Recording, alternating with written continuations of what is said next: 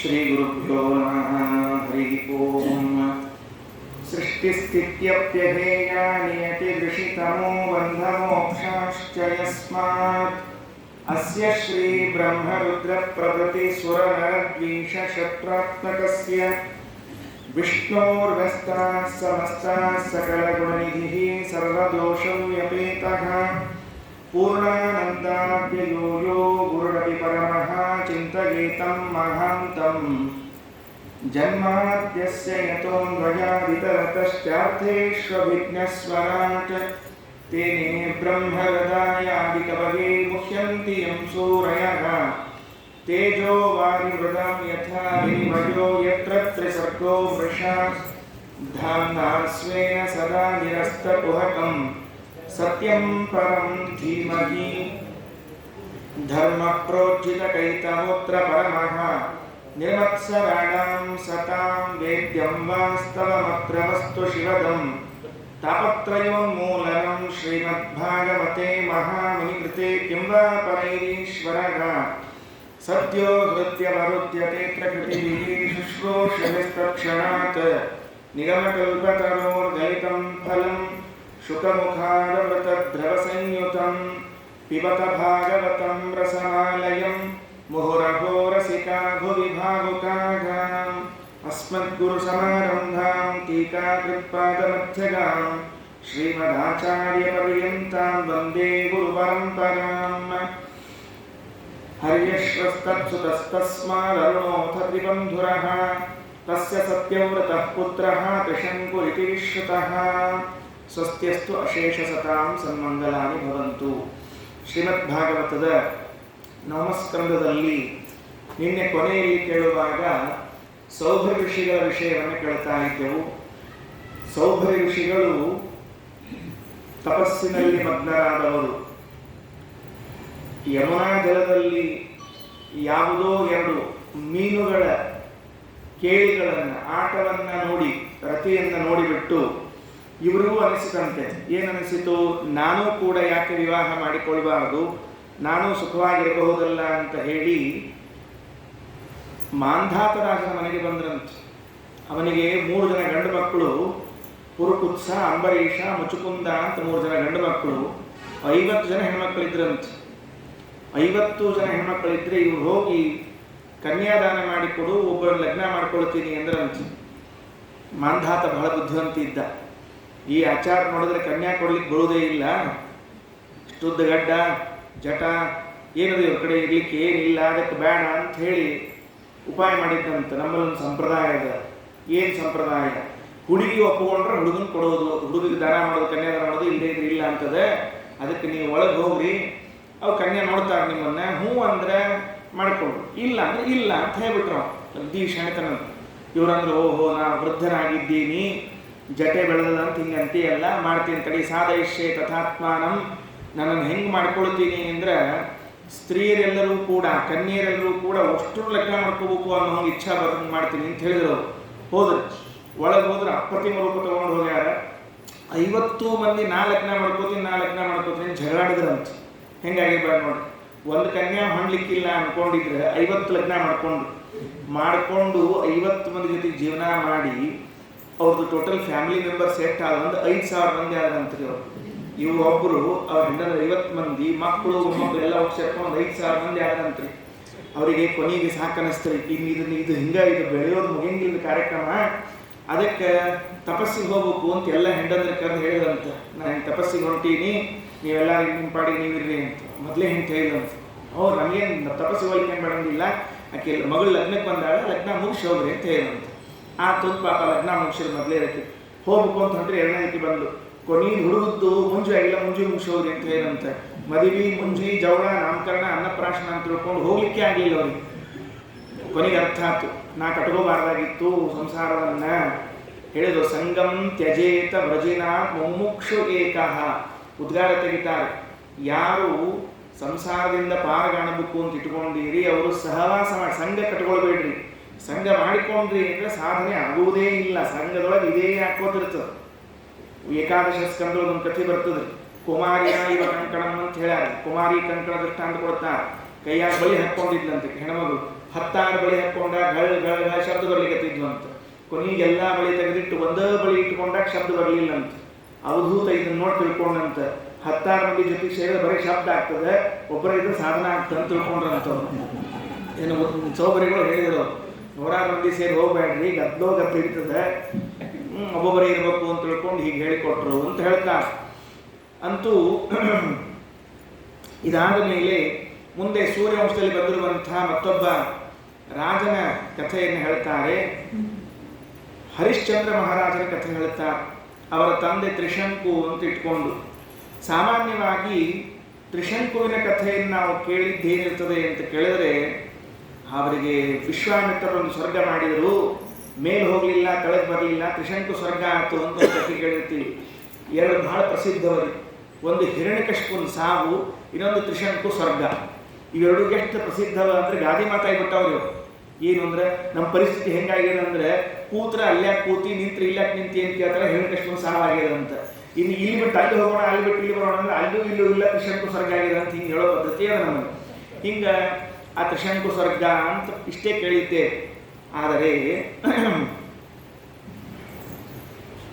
ಆದರೆ ತೈತ್ರಿ ಉಪನಿಷತ್ತಿನಲ್ಲಿ ಹೇಳುವಾಗ ಈ ತ್ರಿಶಂಕುವಿನ ಬಗ್ಗೆ ಒಂದು ಹೊಸ ಮಾತು ಹೇಳ್ತಾರೆ, ನಾವು ಕೇಳಿರೋದಿಲ್ಲ.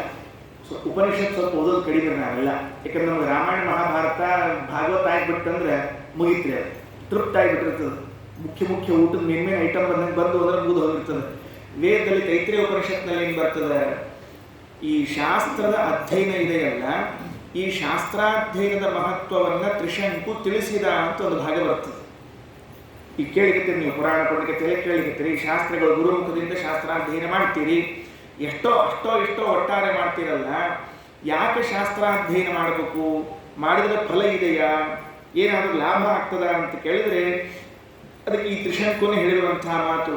ಅಹಂ ವೃಕ್ಷಸ್ಯರೇರಿವ ಕೀರ್ತಿ ಪೃಷ್ಟಂ ಗಿರೇರಿವ ಊರ್ಧ್ವ ಪವಿತ್ರೋ ವಾಜಿಗೀವ ಸ್ವಮೃತಮಸ್ಮಿ ದ್ರವಿಣಗುಂ ಸುವರ್ಚಸಂ ಸುಮೇಧ ಅಮೃತೋಕ್ಷಿತಃ ಇತಿ ತ್ರಿಶಂಕೋರ್ವೇದಾನುವಚನಂ. ತೈತ್ರಿ ಉಪನಿಷತ್ನಲ್ಲಿ ಹೇಳುವಾಗ ಇದಕ್ಕೆ ರಾಯರು ಎಷ್ಟು ಚಂದ ವ್ಯಾಖ್ಯಾನ ಬರೆದಾರೆ ಖಂಡಾರ್ಥದಲ್ಲಿ ಅಂದರೆ, ಅಷ್ಟು ಶಬ್ದಾರ್ಥ ಬರೆದಾರೆ. ಅಹಂ ವೃಕ್ಷಸ್ಯರೇರಿವ, ನಾನು ಈ ಸಂಸಾರ ವೃಕ್ಷವನ್ನು ಕತ್ತರಿಸಿಕೊಂಡು ಹೋಗ್ಲಿಕ್ಕೆ ಸಮರ್ಥನಾಗಿದ್ದೇನೆ. ಈ ಸಂಸಾರ ದೊಡ್ಡ ಮರ ಇದು, ಇದನ್ನು ಕತ್ತರಿಸಿಕೊಂಡು ಹೋಗೋದು ಸುಲಭ ಅಲ್ಲ. ಅಹಂ ವೃಕ್ಷಸ್ಯರೇರಿವ ಕೀರ್ತಿ ಪೃಷ್ಟಂ ಗಿರೇರಿವ, ಪರ್ವತದ ಮೇಲ್ಭಾಗ ಹೆಂಗೆ ಹರಡಿಕೊಂಡಿರ್ತದೆ ವಿಸ್ತಾರವಾಗಿ, ಹಂಗೆ ನನ್ನ ಕೀರ್ತಿ ಜಗತ್ತಿನ ತುಂಬ ಹರಡಿಕೊಂಡದ. ನಾ ಹೆಂಗೆ ಅಭ್ಯಾಸ ಮಾಡಿದೆ, ಹೆಂಗೆ ಪಂಡಿತನಾದೆ, ಅಥವಾ ಏನು ಜ್ಞಾನ ಬಂತು ಅಂದರೆ, ಊರ್ಧ್ವ ಪವಿತ್ರೋ ವಾಜಿನೀವ ಸ್ವಮೃತಮಸ್ಮಿ, ಸೂರ್ಯಾಂತರ್ಗತನಾದ ನಾರಾಯಣ ಇದ್ದಾನಲ್ಲ, ಅವನನ್ನು ಊರ್ಧ್ವ ಅಂತ ಕರೀತಾರೆ. ಅವನು ಸೂರ್ಯನಲ್ಲಿ ಇದ್ದು ಬಿಟ್ಟು ಪವಿತ್ರ, ನನ್ನನ್ನು ಪವಿತ್ರ ಮಾಡಿದ್ದಾನೆ. ವಾಜಿನೀವ ಅಮೃತಮಸ್ಮಿ ದ್ರವಿಣಗುಂ ಸುವರ್ಚಸಂ, ನಾನು ಮೋಕ್ಷವನ್ನು ಹೊಂತಾ ಇದ್ದೇನೆ, ನನ್ನ ಸಂಪತ್ತಾದ ಸ್ವರೂಪಾನಂದವನ್ನು ಪಡಿತಾ ಇದ್ದೇನೆ. ಇತಿ ತ್ರಿಶಂಕೋರ್ವೇದಾನುವಚನಂ, ಹಿಂದೆ ಎಲ್ಲ ಮಾತುಗಳನ್ನು ಹೇಳ್ಕೊಂಡು ಬಂದು ಈ ಕೊನೆ ಹೇಳ್ತಾರೆ, ಶಾಸ್ತ್ರದ ಅಧ್ಯಯನದಿಂದ ಭಗವಂತನ ಸಾಕ್ಷಾತ್ಕಾರವಾಗಿ ಅವನನ್ನು ಬುದ್ಧಿವಂತನನ್ನಾಗಿ ಮಾಡಿ ನನಗೆ ಮೋಕ್ಷವನ್ನು ಕರುಣಿಸುತ್ತಾನೆ ಅಂತ. ಇತಿ ತ್ರಿಶಂಕೋ ವೇದಾನುವಚನಂ. ತ್ರಿಶಂಕು ಇದ್ದಾನಲ್ಲ, 3 ಶಂಕು, 3 ಸಮಸ್ಯೆ ಇದ್ದರು, ಇದಕ್ಕೆ ತ್ರಿಶಂಕು ಅಂತ ಕರಿತಿದ್ರು. ಅಂಥವನ ಮಾತಿದು ಅಂತ ವೇದ ದಾಖಲೆ ಮಾಡಿರ್ತದೆ. ಅದಕ್ಕೆ ರಾಯರು ಬರೀತಾರೆ, ಇನ್ಯಾ ತ್ರಿಶಂಕು ನಮ್ಗೆ ಗೊತ್ತಾಗಿಲ್ಲ ಅಂದರೆ ಅದಕ್ಕೆ ವೈವಸ್ವತ ಮನುವಿನ ವಂಶದಲ್ಲಿ ಬಂದ ತ್ರಿಶಂಕು ಅಂತ ಬರ್ತಾರೆ. ಇವನೇ ತ್ರಿಶಂಕು, ಬೇರೆ ಯಾರು ಅಲ್ಲ. ಹಾಗಾಗಿ ಆ ತ್ರಿಶಂಕು ಅಂತಾನೆ. ಶಾಸ್ತ್ರಾಧ್ಯಯನದಿಂದ ಏನು ಸಿಗ್ತದೆ ನಿಮಗೆ ಅಂದರೆ ಭಗವಂತನ ಅಪರೋಕ್ಷ ಜ್ಞಾನ ಆಗ್ತದ ಅಂತ ಕೊಟ್ಟ. ಇದನ್ನ ಯಾಕೆ ಹೇಳಬೇಕಾದ ಪ್ರತ್ಯೇಕ? ಶಾಸ್ತ್ರಾಧ್ಯಯನದಿಂದ ಅಪರೋಕ್ಷ ಜ್ಞಾನ ಆಗ್ತದಂತೆ. ಅಪರೋಕ್ಷ ಜ್ಞಾನಕ್ಕೆ ಬೇರೆ ಕ್ರಮ ಹೇಳ್ಯಾರ. ಹೆಂಗೆ ಹೇಳ್ಯಾರ ಅಂತಂದ್ರೆ, ಯಮ, ನಿಯಮ, ಆಸನ, ಪ್ರಾಣಾಯಾಮ, ಪ್ರತ್ಯಾಹಾರ, ಧಾರಣ, ಧ್ಯಾನ, ಸಮಾಧಿ, ಯೋಗ, ಈ ಅಷ್ಟಾಂಗ ಯೋಗಗಳನ್ನು ಹೇಳಿ ಧ್ಯಾನದಿಂದ ಅಪರೋಕ್ಷ ಜ್ಞಾನ ಹೇಳ್ಯಾರ ಬೇರೆ ಕಡೆಗಳಲ್ಲಿ. ತ್ರಿಶಂಕುವಿನ ಮಾತು ಏನು ತಿಳಿಸ್ತಾರೆ ಅಂದ್ರೆ, ಧ್ಯಾನದಿಂದಲೇ ಅಂತೇನಿಲ್ಲ, ಮತ್ತೆ ಶಾಸ್ತ್ರ ಅಧ್ಯಯನದಿಂದಲೂ ಅಪರೋಕ್ಷ ಜ್ಞಾನ ಆಗ್ತದಂತ. ಶ್ರೀಮದಾಚಾರ್ಯರು ತಂತ್ರಸಾರ ಸಂಗ್ರಹದಲ್ಲಿ ಹೇಳುವಾಗ ಕೊನೆಗೊಂದು ಮಾತು ಹೇಳ್ತಾರೆ, ಅಥವಾ ಸತತಂ ಶಾಸ್ತ್ರ ವಿಮರ್ಶೇನ ಭವಿಷ್ಯತಿ. ನೀವು ನಿರಂತರವಾಗಿ ಶಾಸ್ತ್ರವನ್ನು ಮನನ ಮಾಡ್ತಾ ಇದ್ರೆ ನಿಮಗೆ ಅಪರೋಕ್ಷ ಆಗೋದು ನಿಶ್ಚಿತ ಅಂತ ಹೇಳಿಕೊಟ್ಟಿದ್ದ. ಅಂದರೆ ಶಾಸ್ತ್ರಾಧ್ಯಯನಕ್ಕೂ ಕೂಡ ಏನು ಕಿಮ್ಮತ್ತದೆ, ಅಪರೋಕ್ಷ ಜ್ಞಾನ ಮಾಡಿಸಿಕೊಡೋ ಕಿಮ್ಮತ್ತದೆ. ನೀವೇನು ಬಹಳ ಧ್ಯಾನ, ಸಮಾಧಿ, ಪ್ರಾಣಾಯಾಮ, ಆಸನ ಏನು ಬರಲಿಲ್ಲ ಪರವಾಗಿಲ್ಲ, ನಿರಂತರವಾಗಿ ಈ ಶಾಸ್ತ್ರ ಶ್ರವಣವನ್ನು ಮಾಡ್ತಾ ಇದ್ರೆ ಇದು ಕೂಡ ದೇವರ ದರ್ಶನಕ್ಕೆ ಸಾಧನವೆನಿಸುತ್ತದೆ ಅಂತ ತ್ರಿಶಂಕು ಹೇಳಿದ ಮಾತನ್ನು ತಿಳಿಸಿಕೊಟ್ಟಿದ್ದಾರೆ. ಈ ತ್ರಿಶಂಕುವಿಗೆ ಒಬ್ಬ ಮಗನಾದ. ಅವ ಯಾರು ಅಂದರೆ ಹರಿಶ್ಚಂದ್ರ ಅಂತ ಅವನ ಹೆಸರು. ಭಾರಿ ಪ್ರಸಿದ್ಧದ್ರಿ ಹರಿಶ್ಚಂದ್ರನ ಕಥೆ. ಎಷ್ಟು ಪ್ರಸಿದ್ಧದ ಅಂದರೆ ಸಿನಿಮಾ ಬಂದಲ್ಲಿ ಭಾಳ ಪ್ರಸಿದ್ಧ ಆಗ್ತದೆ. ಇನ್ನೋದು ಪುರಾಣದಾಗ ನಾಟಕದಾಗ ಇದ್ದುವ ಮೊದಲು ಹರಿಶ್ಚಂದ್ರ ನಾಟಕ, ಆಮೇಲೆ ಸಿನಿಮಾ ಬಂದರೆ ಇನ್ನೂ ಪ್ರಸಿದ್ಧಿ ಆಗಿಬಿಡ್ತು. ಜಾಸ್ತಿ ಬಿಡಿಸೋದಾದವನ್ನೆಲ್ಲ ಪ್ರಸಿದ್ಧಿ ಆಯಿತು. ಹರಿಶ್ಚಂದ್ರನ ಕಥೆ ಇನ್ನೊಂದು ನಾವೇನು ಕೇಳಿಲ್ಲ ಅದನ್ನು ವೇದವ್ಯಾಸರು ಹೇಳ್ತಾರೆ. ಸತ್ಯ ಹರಿಶ್ಚಂದ್ರ ಅಂತ ಯಾವಾಗಲೂ ಕೇಳಿರ್ತೀವಲ್ಲ, ಅವನು ಇಷ್ಟು ಸತ್ಯ ಹರಿಶ್ಚಂದ್ರ ಆಗಿರಲಿಲ್ಲ ಮೊದಲು ಜೀವನದಲ್ಲಿ. ಅವನು ಆಮೇಲೆ ಸತ್ಯ ಹರಿಶ್ಚಂದ್ರ ಆದದ್ದು. ಅವನ ಜೀವನದಲ್ಲೂ ಅನೇಕ ಬಾರಿ ಸುಳ್ಳು ಹೇಳ್ಯಾನ. ನಾವು ಯಾರು ಸತ್ಯ ಆಡೋರನ್ನ ಕಂಡ್ರೆ ನೀನು ಹರಿಶ್ಚಂದ್ರ ಮಗ ಏನಪ್ಪ ಅಂತ ಕೇಳ್ತಿರ್ತೀವಿ ನಾವು, ಅಥವಾ ವಂಶದ ಹುಟ್ಟಿ ಬಂದೀನು ಅಂತ. ಮೂಲತಃ ಹರಿಶ್ಚಂದ್ರನೇ ಸುಳ್ಳು ಹೇಳಿದ ಪ್ರಸಂಗವನ್ನು ವೇದವ್ಯಾಸದೇವರು ದಾಖಲೆ ಮಾಡ್ತಾರೆ. ಅವನಿಗೆ ಮಕ್ಕಳಾಗಿರ್ಲಿಲ್ವಂತೆ.